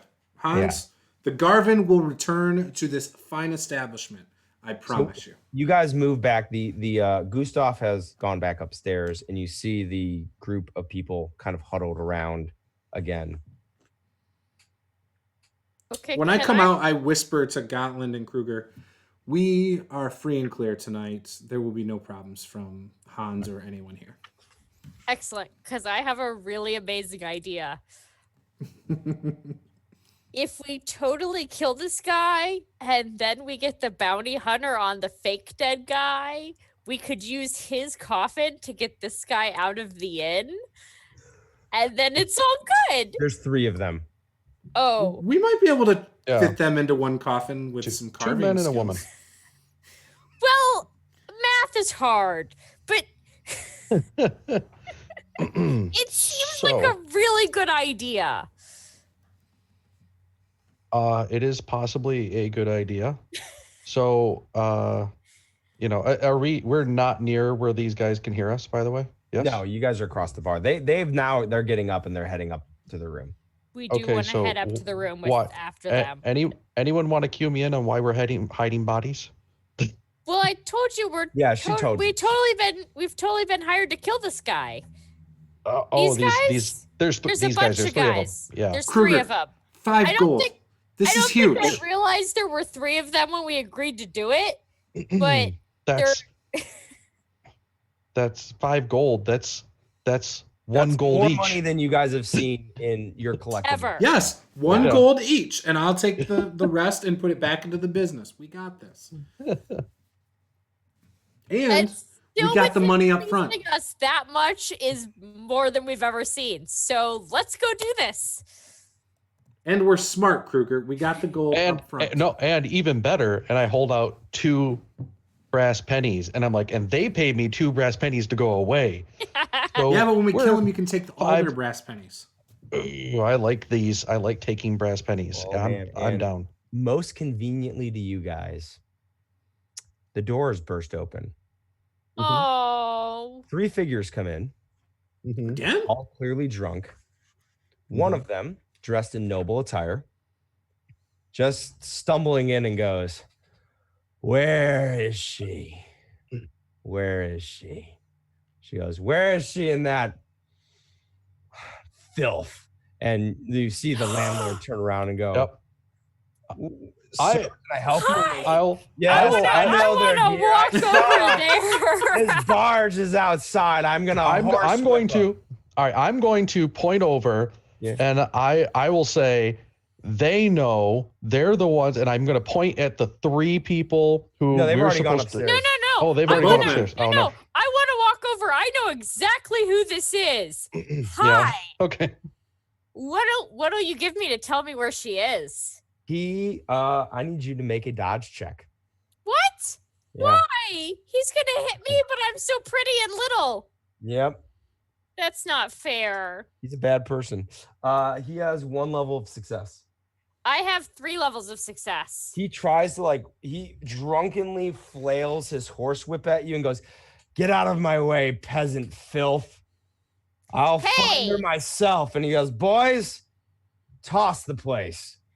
Can Open I every get the door." innkeeper to be very upset at him for being rude and He is looking Hans is looking extremely upset. You hear doors upstairs opening. And you see several of the Garvin upstairs. You hear feet coming down. okay, while they do that, I want to run upstairs and knock on the newlyweds room because this guy was a jerk. The Okay. fake newlyweds. While she's running up, I tell Hans, want us to help you out? He looks at you and goes, "Don't kill them. It's a nobleman. You can't kill him here. You can just see that he finds his way out." When I hear he says not to kill him, I All just right. stay back and don't get involved. Okay. The newlyweds, the room is dark and a shirtless man bundling a a sheet around his waist. What? He looks at you and is like, "Yes." There's a very belligerent, very mean, maybe You see drunk his eyes guy just go wide, like, downstairs. "Oh dear, we need to go." And then You the would door, like to give me money for telling you this? door shuts. Hey! Yeah. And you I want to open the door. going by you down the stairs are several of the Garvin's guards. No, I want to open the door. You should give me money for letting you know. Someone gave you money to do a job right now, and there's a fantastic distraction. I was gonna say, I want to tell Kruger, hey, this is our chance. Let's There go are get. guards heading downstairs, servants Gotti, going and let's go. downstairs to see Yeah. what's happening, and there's an Let's- awful lot of noise. Yeah. Let's make our way right into that room then. Yeah. So that door is remaining shut. Is The it door locked? to the scholars room? It is locked, but they are expecting. Gotti, What? get No, over they're here. they're Get over supposed here. to give All me right. money for warning them. I Gotti, take out Mickey. focus. Okay, I want to walk over and open the lock. Very petulantly. I mean, did someone knock? I just did. Yeah. Oh, door No, open. Like, why boom, did boom, boom, you boom. knock? The noise downstairs I've is got- distraction. Okay, so I've got Focus. Mickey in hand. The first person that opens that door is getting a hammer right to the nose. All right, roll a plus And a 20. dagger to the gut. So you have you are making a surprise attack, which means Yep. you get 1 advantage off the bat. Mm-hmm. So you can go ahead and give yourself an advantage. Okay.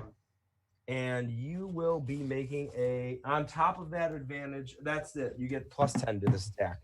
So roll a weapon check or weapon skill test unless you have an advanced skill in fighting. Or do you have melee basic? I have melee basic, yeah. Yeah. So roll melee basic. Okay. So Oh! let's see here. Stop rolling good. No, not good at all. Oh, good. Nice. That would normally, excuse me, without the advance and without the advantage, that would be a 1. So That gives me 3 then? No, it's just a plus 10. Ooh. Oh, okay. Well, So what was the number you rolled? 32 32. So out of 57 with a plus 10. that was almost a crit too.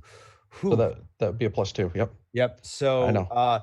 Door opens and it's one of the male scholars, and Mhm. you come down and you bring your warhammer directly into his shoulder blade, and you feel his collarbone and shoulder just get destroyed as he falls back on the ground, gasping in pain, completely out of the fight. I'm pushing and moving for the next one.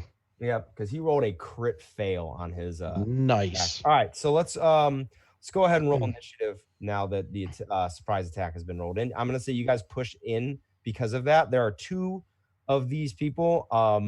Both of them are sitting at chairs and they look very surprised that you're coming in violent. So roll a straight a straight eye check, like the capital I skill. Okay. And tell me how many success levels you get. 2 success levels. A straight eye.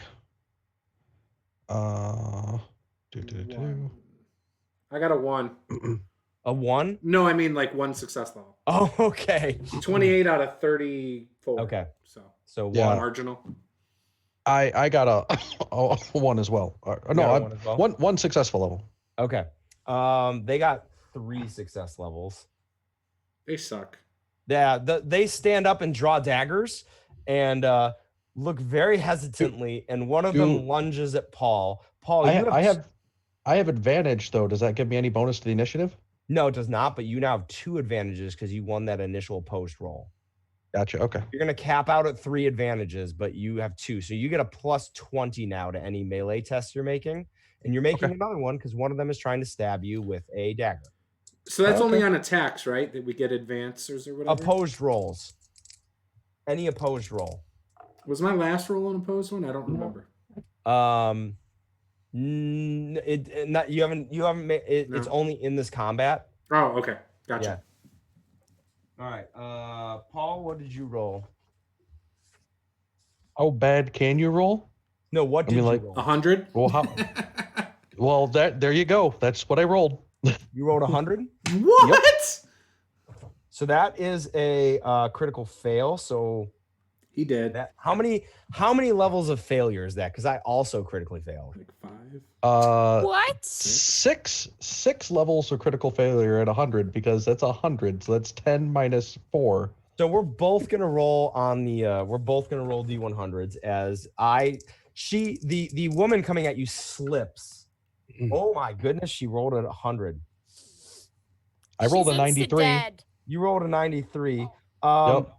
You overextend yourself trying to like twist out of the way. You now have a torn muscle, a minor injury. This counts as a critical wound. So you have 1 critical wound. I was gonna say, would it make any difference? It would actually only be 4 levels of critical failure if you add in the advantage. I didn't add in the advantage I had. You should add in the advantage. It doesn't stop her from. She still misses. This might be a time to use your fortune to re. Oh yeah, I can. That might be a good one. Can I reuse the fortune on? Can I reuse the fortune on the attack? You can re-roll a failed test with fortune. So you could use fortune to re-roll your attack. And this is your first fortune point that you're using? Second, I have 5. Okay. This would be the second. Yeah, you put them all into. Yeah, I put everything into fortune, so I'm just lucky. Yeah. So what? All right, so I re-roll that. A 78.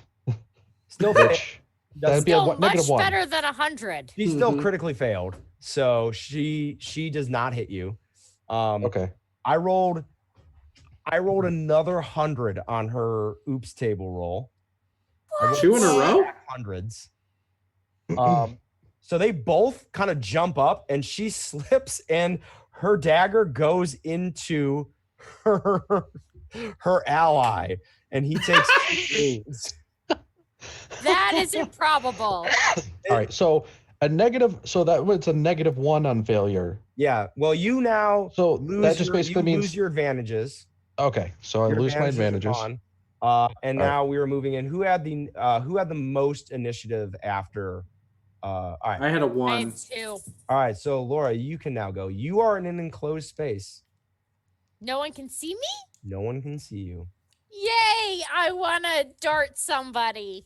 All right. Go ahead and cast dart. Are you casting at the woman or the guy she accidentally stabbed? There's a third guy too, isn't there? No, the third guy's on the floor dying of blood loss. Oh, okay. Yeah. So she stabbed the other standing guy. Yeah. I want to cast it at Oh. the accidentally lady. stabbed him. Huh? I want to cast it at the lady. All right. Go ahead and roll. Wait, I guess this would be a metagame to ask if either of them had advantage. So I'll just cast it at the lady. It's a ranged attack. They don't get to do anything. Don't kill her. She's killing her. She's killed the other guy for us. I would get to get rid of their advantage if I hit them. However, that's a success. It's a it's a 22, so that's 2 levels of success, but that's 22 is a miscast. also a miscast. Yes, it is. It's a critical miscast, so it's good and bad. All right. It's good and bad. Go ahead and let's do damage, and then we'll do miscasting. Okay. So it is, let me find that number. I said it was 2 levels of success. Mm-hmm. So that You is do 2 damage. No, I do plus my willpower, so that's 6 damage. Plus, since it's a critical, I get to pick one of the critical casting things. I think I want to go with critical cast. Mm-hmm. So it also inflicts a critical wound on her. Ooh. All right. So I will get out that table, and we will roll on that. And then I get to miscast. All right. Roll on the Yay! miscast. And how much damage did you do total? 6. 6. All right. Let's roll. So roll the miscast, and then we will. Uh-oh. So 66 is unholy visions. And I am blinded. All right. So And have to pass a cool test or get another blinded condition. I don't like this. as you go to cast your spell, it goes off, and we'll get to that in a second. You see these cultists as they are. They are cultists of Slanesh. They are horribly disfigured souls. Oh, shit. Yeah, rent by the god of ruinous pleasure and indulgence. And you have horrible hedonistic visions that are just blinding you from reality at the moment. You rolled a 22 to hit, right? Yeah. You're hitting this person in their arm. And I get a critical wound. Yeah, so go ahead and roll a another D100. 40. 40? Okay, so we had 6 damaged initially. Now we're going on arms. So 40 is a bleeding hand. She takes another additional 2 wounds. And she needs to make she takes a bleeding condition. Okay, and she has to make a dexterity test before she does certain things. Okay, so she takes 8 total wounds is what I said? Mm-hmm. Yes. Yep, so she takes her toughness bonus off of that, which is pretty substantial. So she takes 3 wounds. Ooh. But she also has a critical wound, so she's pretty hurt. How do I get rid of this blinded condition? You got to pass a cool test, I believe. Okay. So, all right, Juice, you're up. So what's the scene look like for me right now?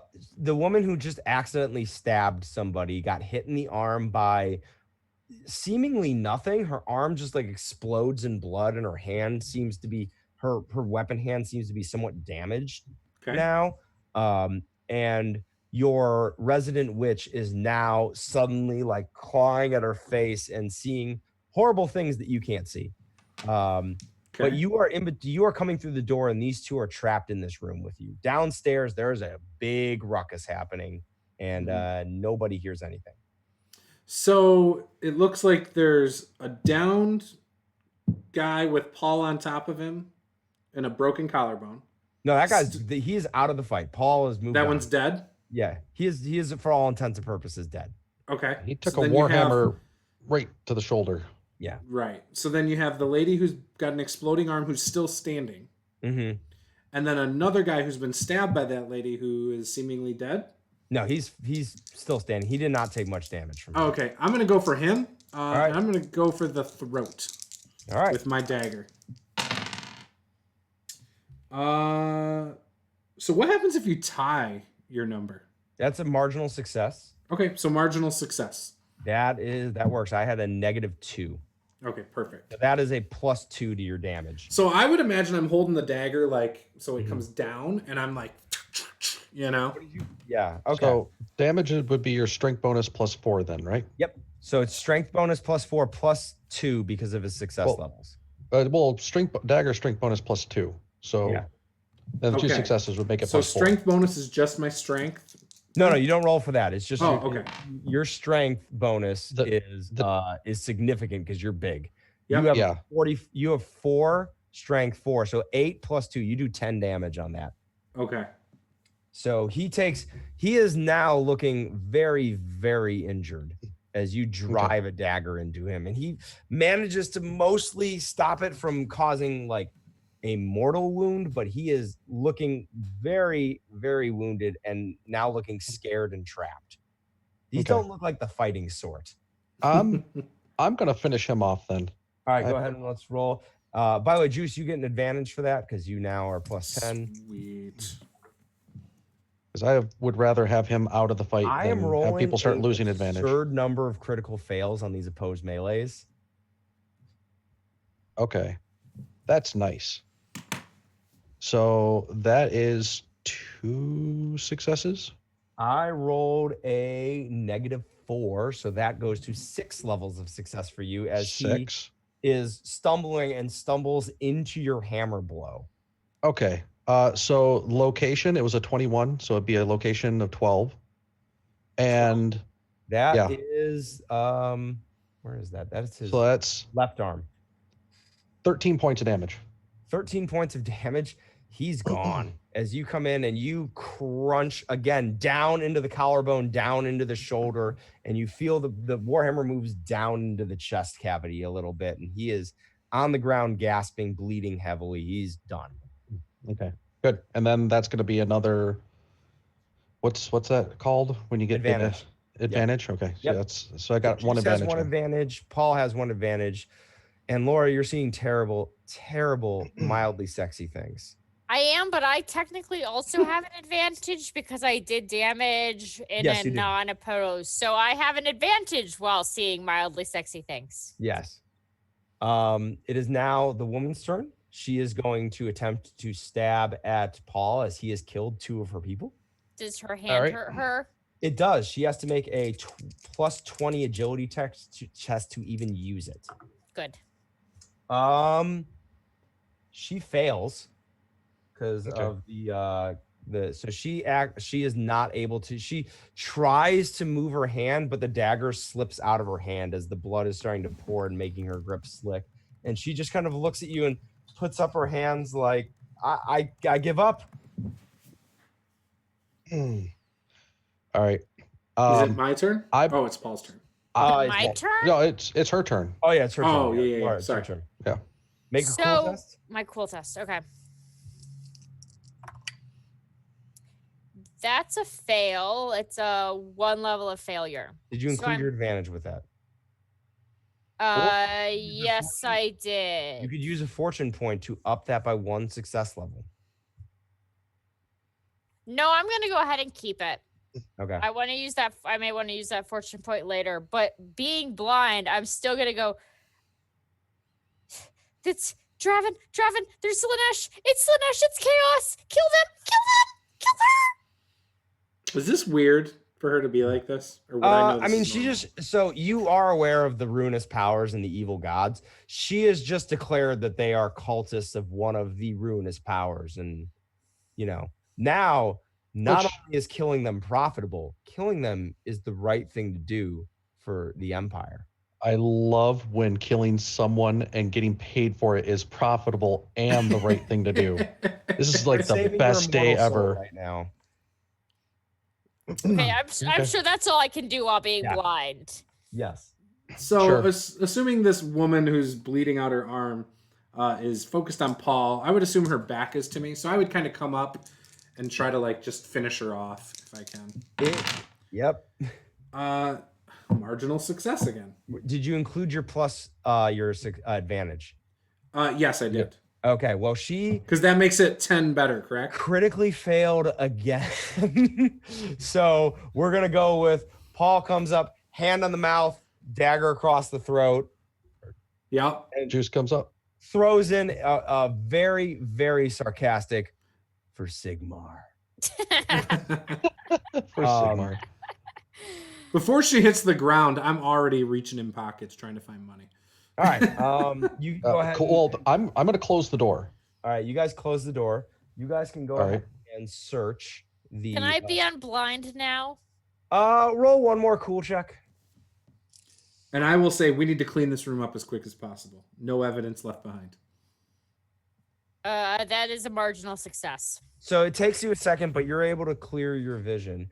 So you now know that they were cultists of Slaanesh based on your vision. You saw them for their true selves. Mhm. If you want to search the room for evidence. I want to tell my friends so that they can search the room for evidence, but I want to think about how we can use this for our advantage. Because guys would know now that- I want to blackmail the guy who hired us to not tell his noble friend that he used to be a cultist of Slaanesh. Well, you remember in the conversation that he says he suspected that there were things going on but he never got deep enough to learn. No, he definitely said he was a part of this organization. I know, and he just had people who were threatening to blackmail him killed. Yes, but I think we're cooler I than would that. probably say, look, darling, you're young. We're up 5 gold pieces. Sometimes you just gotta quit while you're ahead. I love your aspirations for greatness. This is why we brought you on. But this guy is not a guy we want to cross either. But you if guys he would know hired that us, that that clearly killing- means he can't fight us. So we could go fight him, and it was all for the good of Sigmar. Yay, us! There's nothing stopping him from bringing in Bruno. There's that other chick here that's pretty badass. Yeah, we still have to help. Drunk. We have to help the other chick, and we get to loot the other room full of people. So let's loot this room quickly. You guys Can we would at also least know, circle back to this as a possibility later on if we need more money? For sure. Sure. you we guys should- would we should just- know that we the should- fact that they're Slaaneshi cultists, if you found some sort of evidence of that, that would make everything that happened in this room on the level and like completely like that would be a proper reaction for discovering that you had worshippers of a ruinous power in your vicinity. Okay. I'm going through everything. Let's- Like I said, before her body hit the ground. So you guys, I'm looking. Close the door, go through everything, and then when I'm convinced that we've gone through everything, I want to listen at the door and make sure that it seems clear, and then we can start moving out. So you guys find several coins. You find what totals together to be 5 silver shillings. Nice. And then a mess of different coin shavings and cut pieces of coins that you would need time to go through to figure out exactly how much you had. Sure. I'll give that to Paul's character. I don't care about Okay. Yeah. pennies. There's an actual talent to be able to determine it just by looking at it. I have evaluate. Okay, roll evaluate. evaluate. So I am actually, there's one thing that I am good at. Well, not good, but I'm possibly not terrible at it. Hey, cool. I actually succeeded with 1 success. You'd say it's probably about 10 brass pennies worth of additional coins there. Okay. And you do find a few what are they called? Like items of worship dedicated to Slaanesh. Okay. You really don't want to touch those. Okay. Let's pouch? just leave them with the bodies. So these items of worship, are they typically like cursed item? Like what would happen if we touched those? I mean, like they were not these were not mutants. they don't have the corrupted trait. But if you were to touch their items of worship, you would have to make rolls against corruption points. Oh, okay. So it's not like I could hang on to it like a crooked cop and plant drugs on, So Juice, were you keeping the silver shillings? I just want to make sure we're right. No, I didn't want them. As a quick note, when you go to hang your Warhammer back on its belt loop, you notice your dagger is missing. My dagger is missing? Yeah, your dagger is missing. Fantastic. Okay. This sounds like something from our Wednesday game or something. The noise downstairs is quieting down. Do any of these people have weapons? They all had daggers. All right, I will take a second dagger. I will take one of their daggers then, just to make sure I've got one. And then leave the artifacts with the body, and I think we should go at the very minimum tell Hans exactly what we've encountered up there, and tell him that we'll let him take care of alerting the authorities after the Garvin is out of here. All right. You guys head downstairs. Wait, I want to see is the room with the sexy people empty? Can I go in and just see if Who said they were sexy? They were making sexy noises. Oh, sure, but that doesn't mean they're sexy. The door's locked. Oh, well, I can fix that. Does it sound like they're back in there? There's no sound coming from that. Guys, can we go loot this room? Yeah, let's do this. Okay, I want to unlock the door. I'll go down while they loot the room. Right. Okay. I want to make sure that Hans knows that there's some foul stuff up there and that no one should go in that room. All right. It's 3 levels of success on a lock. Lock pops right open. We go in the room. I got 2 daggers drawn just in case. There's an empty bottle of wine and an open window, and a rather tussled looking bed, and a few items of minor clothing that seem to have been forgotten. No money, and I take the bottle of wine. It's empty. Oh man, I want to throw it against the wall. When you go downstairs, Kruger, you see that one of the boatmen has been rather badly beaten, but is he's standing there. He's got a couple bruises. He's got some blood running down the side of his face, like from a cut. You see some of the thugs that came in with the nobleman are kind of tied up on the floor with tied with belts and improvised restraints. Several of the guards are standing there looking panting, like they had just finished. And you see the Garvin is speaking with the nobleman with 2 of the guards holding him. And she seems to be having a very frank conversation with him. Okay. I will, during that time while she's doing that, I'm going to take Hans over and let him know exactly, what happened up there, and tell him to make sure that nobody goes near that room until the Garvins. You say they were worshippers of a ruinous power. Sinesh. This is, he goes, yes, we will. We don't need the witch hunters here. We will seal that door, and I will have that taken care of. Okay. We do not want the Templars of the cleansing flame here. And for cleaning that up for you, I expect anything else we happen to be involved in tonight to be just between you and I. Of course. No one need know about this. And that's around the time you hear a blood-curdling scream come from upstairs. Uh-oh.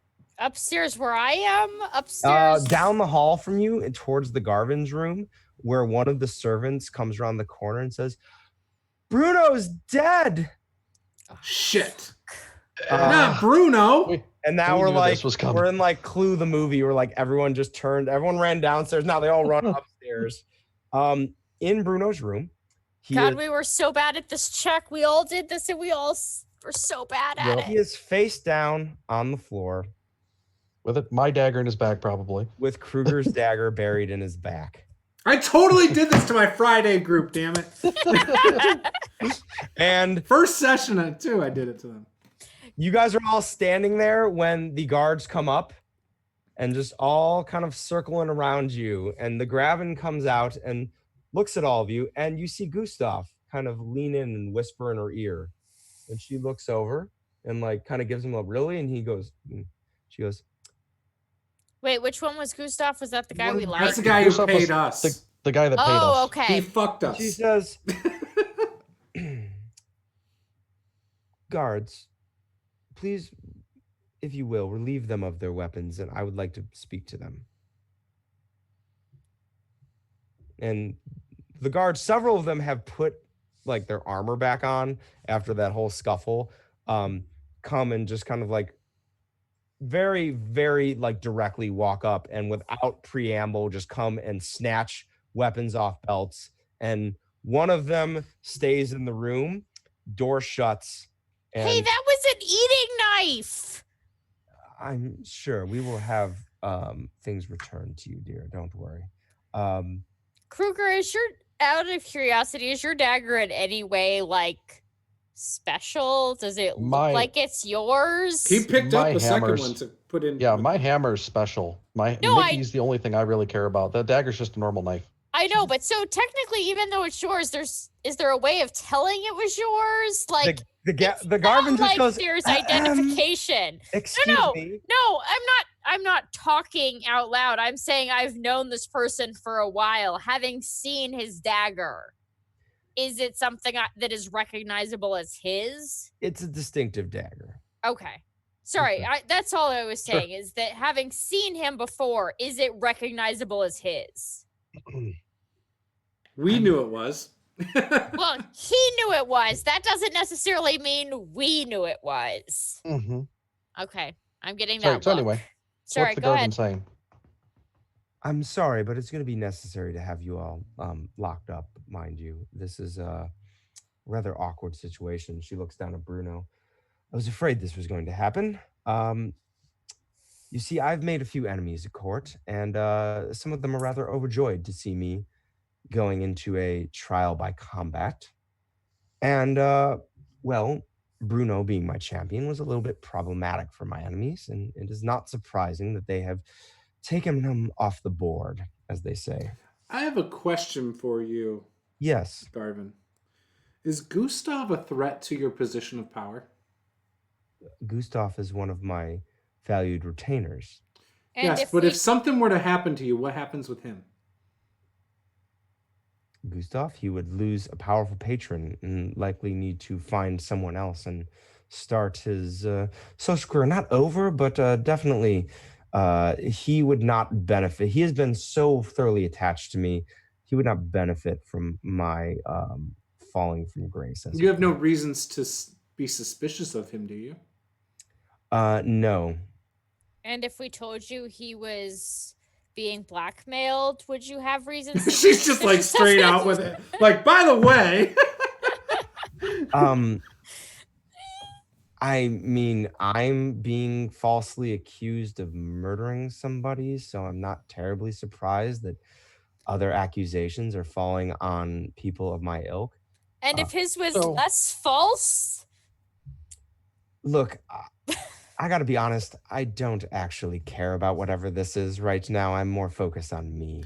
So I'm currently down a judicial champion, and she kind of looks over at Draven and goes, "You seem a rather strapping fellow." There is a chance we could work that out. However, before we get to that, Bruno, I was very fond of Bruno. I was impressed by his feats of strength. And I believe we might be able to get you a better champion than one of us three. However, I also think that I might be able to find myself, no offense, mind you, a professional, experienced trial champion. But for this night, she looks down at the body and says, I have a bit of a problem in the sense that I have someone within my group who is clearly working against me. So if I were to declare a new champion on the spot, this might be an opportune time for that person to strike, especially if those people were locked up without weapons rather publicly.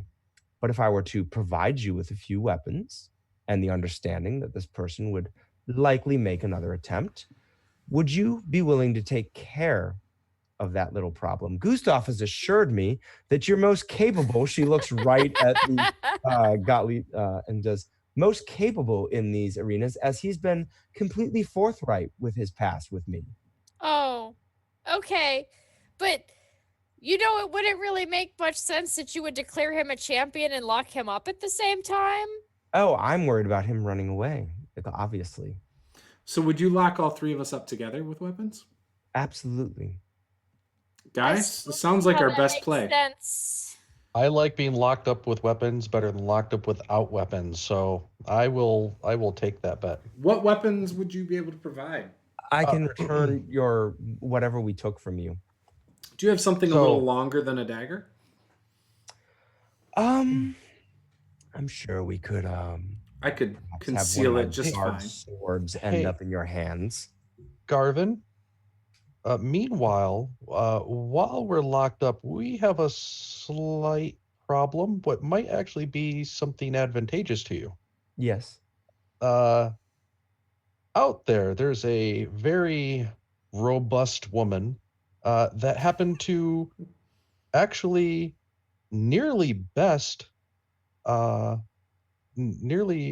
your man in arm wrestling. Are you proposing that I give them this job and her this job and thus the reward? No, I'm proposing that she might not be interested in your job, but we were supposed to help her.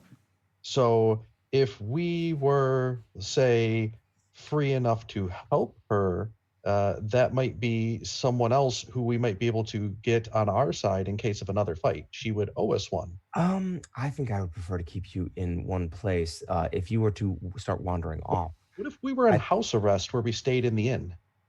That didn't work out so well for Bruno. Bruno was a drunk, and... She looks at you and goes, was he acting drunk? Yeah, he stumbled up the stairs. He was stumbling. We thought. How many drinks did he have when he came downstairs? We don't keep track of him. That was your servant, and you when he keep came, track. He was downstairs. I wasn't downstairs most of the time. He ordered one. I have seen Bruno drink, and I have seen him drink. One round of drinks when he. This was not the latter. He should not have been drunk. He ordered at least 3 drinks, but I think he ordered them for other people. Yeah, he ordered one round of drinks for everybody. This is extra troubling. So then who was delivering the drinks? I got a free drink out of him. Did you all notice? No. Well, in that case. Did anybody else notice? She says, I will post a guard outside your room. She goes, your weapons will be delivered to you by one of the guards I trust. Actually, I would love a sword or an axe. I will have Gustav bring it to you, as Gustav I trust, and he also seems to trust you. Is there a window? There is. When she leaves, can I try to sneak out the window? I wouldn't recommend that, but sure. Are you asking her? As she starts like climbing out the window, I'm like, what? No, girl. So we are going to need you because we aren't going. Juice, you are going to be provided with a hand weapon. Okay. So you can write like a sword. Okay. Let me give you the stats on that. So I'll just type in sword on the weapons. Yeah, you can write sword. In parentheses, put hand weapon. Yeah, I can just put it on there because I've got one on mine. Or you okay, yeah, just go ahead. And it's a melee basic, and it is a superior to a dagger. Okay. So range is what, medium or something? Average. Oh, okay, perfect. Thank and you. SB4. Yep. Yeah. Okay, cool. It does add 1 to your encumbrance, though. Yeah. I don't know how that all Only works. half that if you're wearing it. Okay. So you guys are in the room. Okay, but no, seriously, when she leaves, can I go look out the window and see if it's worth climbing down? Because I'm 100% not okay with just being locked in this room and told somebody's going to come and kill you, and maybe you try to kill them first. I'm okay with her trying to climb out the window. I would probably say, Kruger, she's running again. We need to prepare. Oh, I just not want to again. see out the window. Are we... Yes, you can see there is a window. There does appear to be a person outside of it. Is He the looks like person he had coming to just kill gotten us? there. He's like straightening his breastplate and like shoveling his hat and just kind of grumbling a little bit to himself. Can I cast Sorry. Murmured Whispers to make it sound like his lady is calling him and he'll leave? Yeah. Ooh, sweet. 3 fails. It's only 2 fails. Does not work. So 1 hour stretches into 2. Okay. It is the deep of night. Are any of you going to sleep? No, I've got a dagger and a sword drawn. Um, And I'm looking for the guy out the window to leave, or for possibly the boat that the priests were expecting to show up. Here's you, after a little bit, hear a boat arrive. This is the time! You then hear a commotion down the hall. Can I try to... I'm going to try Murmured Whispers again to let the bounty hunter know that they're moving now. You may roll and try to do that. Is there a response in Murmured Whispers? There's no you can No, reply to this it's message. just... There's no... It's just... I can speak and people can hear me. Yeah. And I don't have to see them. You did this to the one outside? No, this is... I was... the bounty hunter girl. The one outside failed. Oh, This okay. I'm trying to do the bounty hunter to tell her the boat's coming. Gotcha. And this is 2 levels of success. So right. Well, you I continue can do to it hear up to twice as far away. She can doors be are up to 80 clearly feet. opening. People are in the hallway. There's a lot of movement happening. Is it advantageous to tell somebody who is not part of our party that something through magic? You know they're a guard. You could knock on the door. We were told to help her, and if we're helping Yeah. her, then maybe we get paid for helping her. I will open the door hearing the commotion and All right, see the what's door, going on. the door with is our guard. locked. Remember, you were locked in. But you Guard, can knock. let us out. There's a pause and a click, and the door opens, and you see the female servant, and she says, "Yes, the guards. They went down the hall to see what's happening. What do you need?" I need to pee. I say we need to get into that room. Which room? The room at the top of the stairs. Yeah, we should help the guards. You should help the guards. Yeah. They're in trouble. They're in trouble? Move out of the way. I just push through and start going. Juice? As you push past her, you feel a knife slide in between your ribs. Ah! And I gotta look up. So hold on. I don't get surprised if I make a check. Yeah, actually, Juice. And I think Juice too. You have the 6th Sense talent. Yeah. Oh yeah, that's true. Roll a dodge check as you get a weird. You can just get a weird feeling about this. You can make a dodge check to try to get out of the way. She's the frickin' one, bastard. Bastard. Oh yeah. Yes. That's nice. 19. So 2 levels, right? That's 21. better. I am by Levels no of way. success? I am in no way, means, or shape surprised. You beat this by 1 level of success. So as the knife comes at you, you just manage to twist out of the way. You knock with your forearm her blade. I yell traitor at the top of my lungs. She swears in do any of you speak Bretonnian? Ooh, wait. Nope. No, Well, I didn't end up quite taking a that. colorful swear. And oh wait, she made a surprise round. That means she gets plus 10. But they weren't. But we weren't surprised. Oh yeah, you weren't surprised. Right. That's the thing. Yep, no, that's right. So you guys go ahead. Let's roll initiative. Yep. All right. Nope. I have a -1. I have a -5. I have a critical -3. Oh my goodness. She rolled 2 levels of success, so she's gonna slash again at the new champion. So this one's an opposed melee. You can use whatever you want, either weapon skill, basic melee, or dodge to oppose it. Whichever one's better. Okay, weapon. It looks like. Oh my god! I rolled 100 again. How many hundreds are you gonna roll? Okay, I'm only a -1, so that's She I still don't good know, enough, but right? hopefully he gets the big rolls out of his system before D&D. So She rolled pretty well on the oops table. So so as you guys tussle, oh god, she scratches herself. She scratches herself with her with her knife. poison weapon, Oh no. is So it she's got to poison? make a roll. All right, it's an endurance test. Does she have endurance? She does. She's got really good endurance. She critically succeeds the endurance test. She still hurt herself though. She does have oh, you know what? She actually has a feat that gets her fortune points. So she's gonna spend a fortune point to re-roll this whole thing. Oh, She still fails. So I'm gonna keep that result. So she is now gonna start trying to move away from you. She's gonna try to run. all right. That's gonna give you an opportunity. She's gonna make a dodge check as you guys make opportunity attacks. Okay, I'm gonna introduce Mickey to her head. Yes. Oh man. I got 2 levels Oh, of success, by the way. I would like to let you know Yeah. that I just rolled an 8 Oh. with All right. Mickey.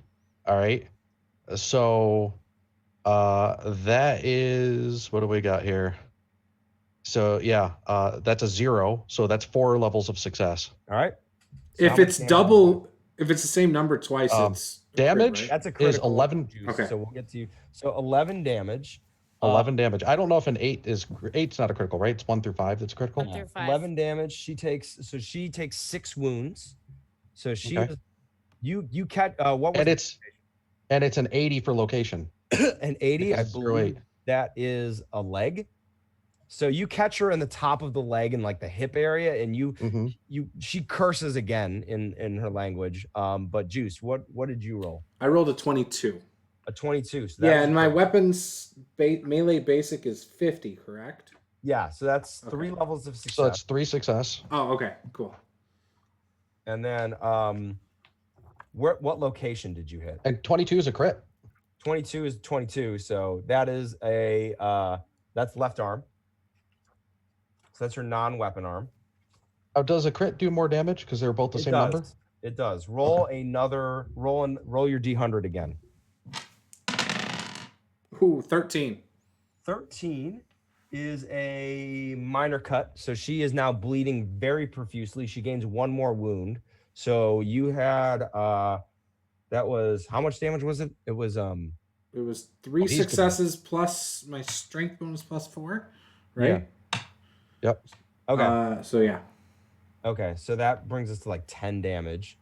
So she is getting really low, and she's now Actually, it's 11. That's 11 damage. 11 damage. She's still. Yep. She has 3 wounds left, and she is starting to move away. Whose turn was it now? As she runs down the Laura, hall, probably? she's about to go around the corner. Well, we weren't. She didn't get a surprise round. That was our first round. No, that was an opportunity. That was the first. Yeah. She went first. She rolled awesome initiative. So who had the next initiative? Well, we. I was had -5 on next initiative. So Yeah, I had I next. think Laura. I what was did you- -3. I had next. Okay, so So, Paul, are yeah. you gonna chase after? I was a -1. Yeah. I'm just gonna, while she's running away, I'm just gonna hammer her in the back. All right. So you, what's your speed? Your speed is a. My move or charge or Yeah, run your or move just a is speed check? Yeah, what's your move is a 4? Yeah. All right. She has. And she was wounded in the leg Yeah. with a warhammer. Yeah, but she didn't take a critical wound, so it doesn't impact her. Okay. She does not have sprinter, so she is not able to outrun you. So you can catch up to her and take a swing. All right, let's do that then. And she's not fighting me because she's trying to run away, correct? So Correct. she doesn't get to oppose it? You can take a dodge check. Okay, dodge. Yep. That is 1 level of success, I believe. Let me check.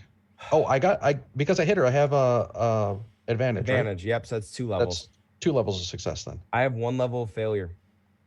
Nice. So I used up all my good rolls in social encounters. So that is 3. Yep. 7, 10 points of damage. She is gone as you come in and just crack her in the back of the head. It appears I'm that the entire group of people is gathered around where the priests of Moor were, their door. And very few. She comes around the corner as you crack her, and she falls, and you see several of the guards turn towards you and be like, hold there. What are you doing? She had a poison weapon. She tried to kill us. They kind of bend down, and the Garvin comes over, and she just kind of like looks at her and goes, indeed she did. Well, it seems you all delivered on your promise. She says, well done. She kind of turns back and goes, it seems your friend also accomplished her mission. She has left the inn via her horse at a high speed. Hey!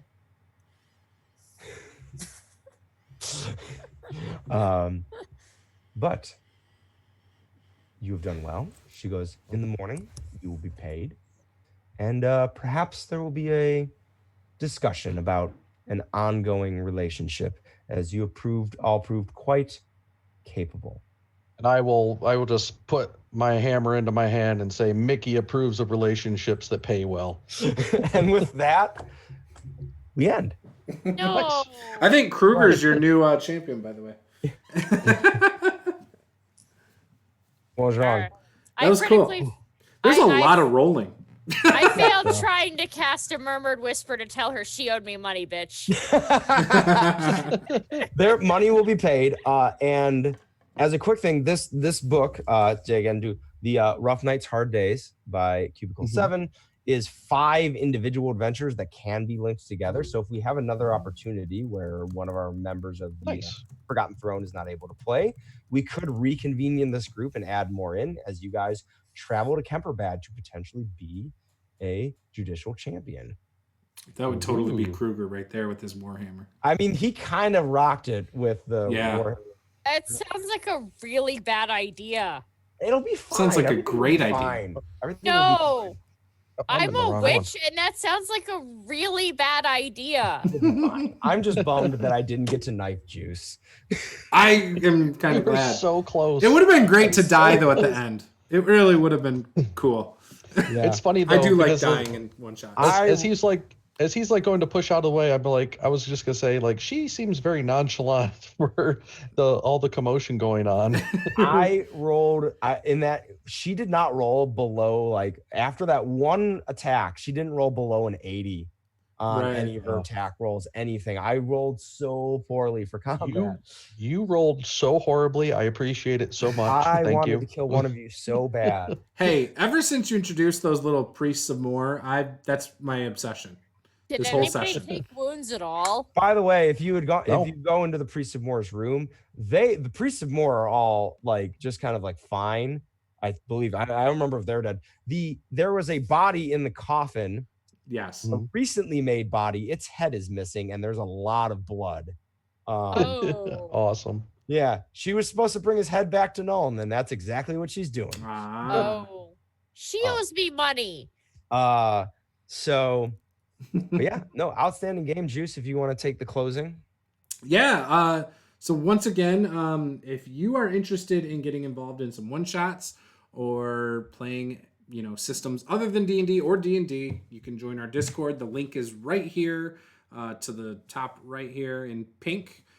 You can join the Discord and look for players. We've got a lot of people who have joined recently looking to play some Supers games and D&D games as of right now. So I believe the couple games that people are interested in are Vigilante City by Bloat Games and Heroes Unlimited by Palladium Books. And then, like I said, D&D 5e. And then we just played Warhammer, and there might be opportunity for that in the future. Join the Discord, get involved in the community, and we will have some fun. I am Juice from, obviously, Master the Game.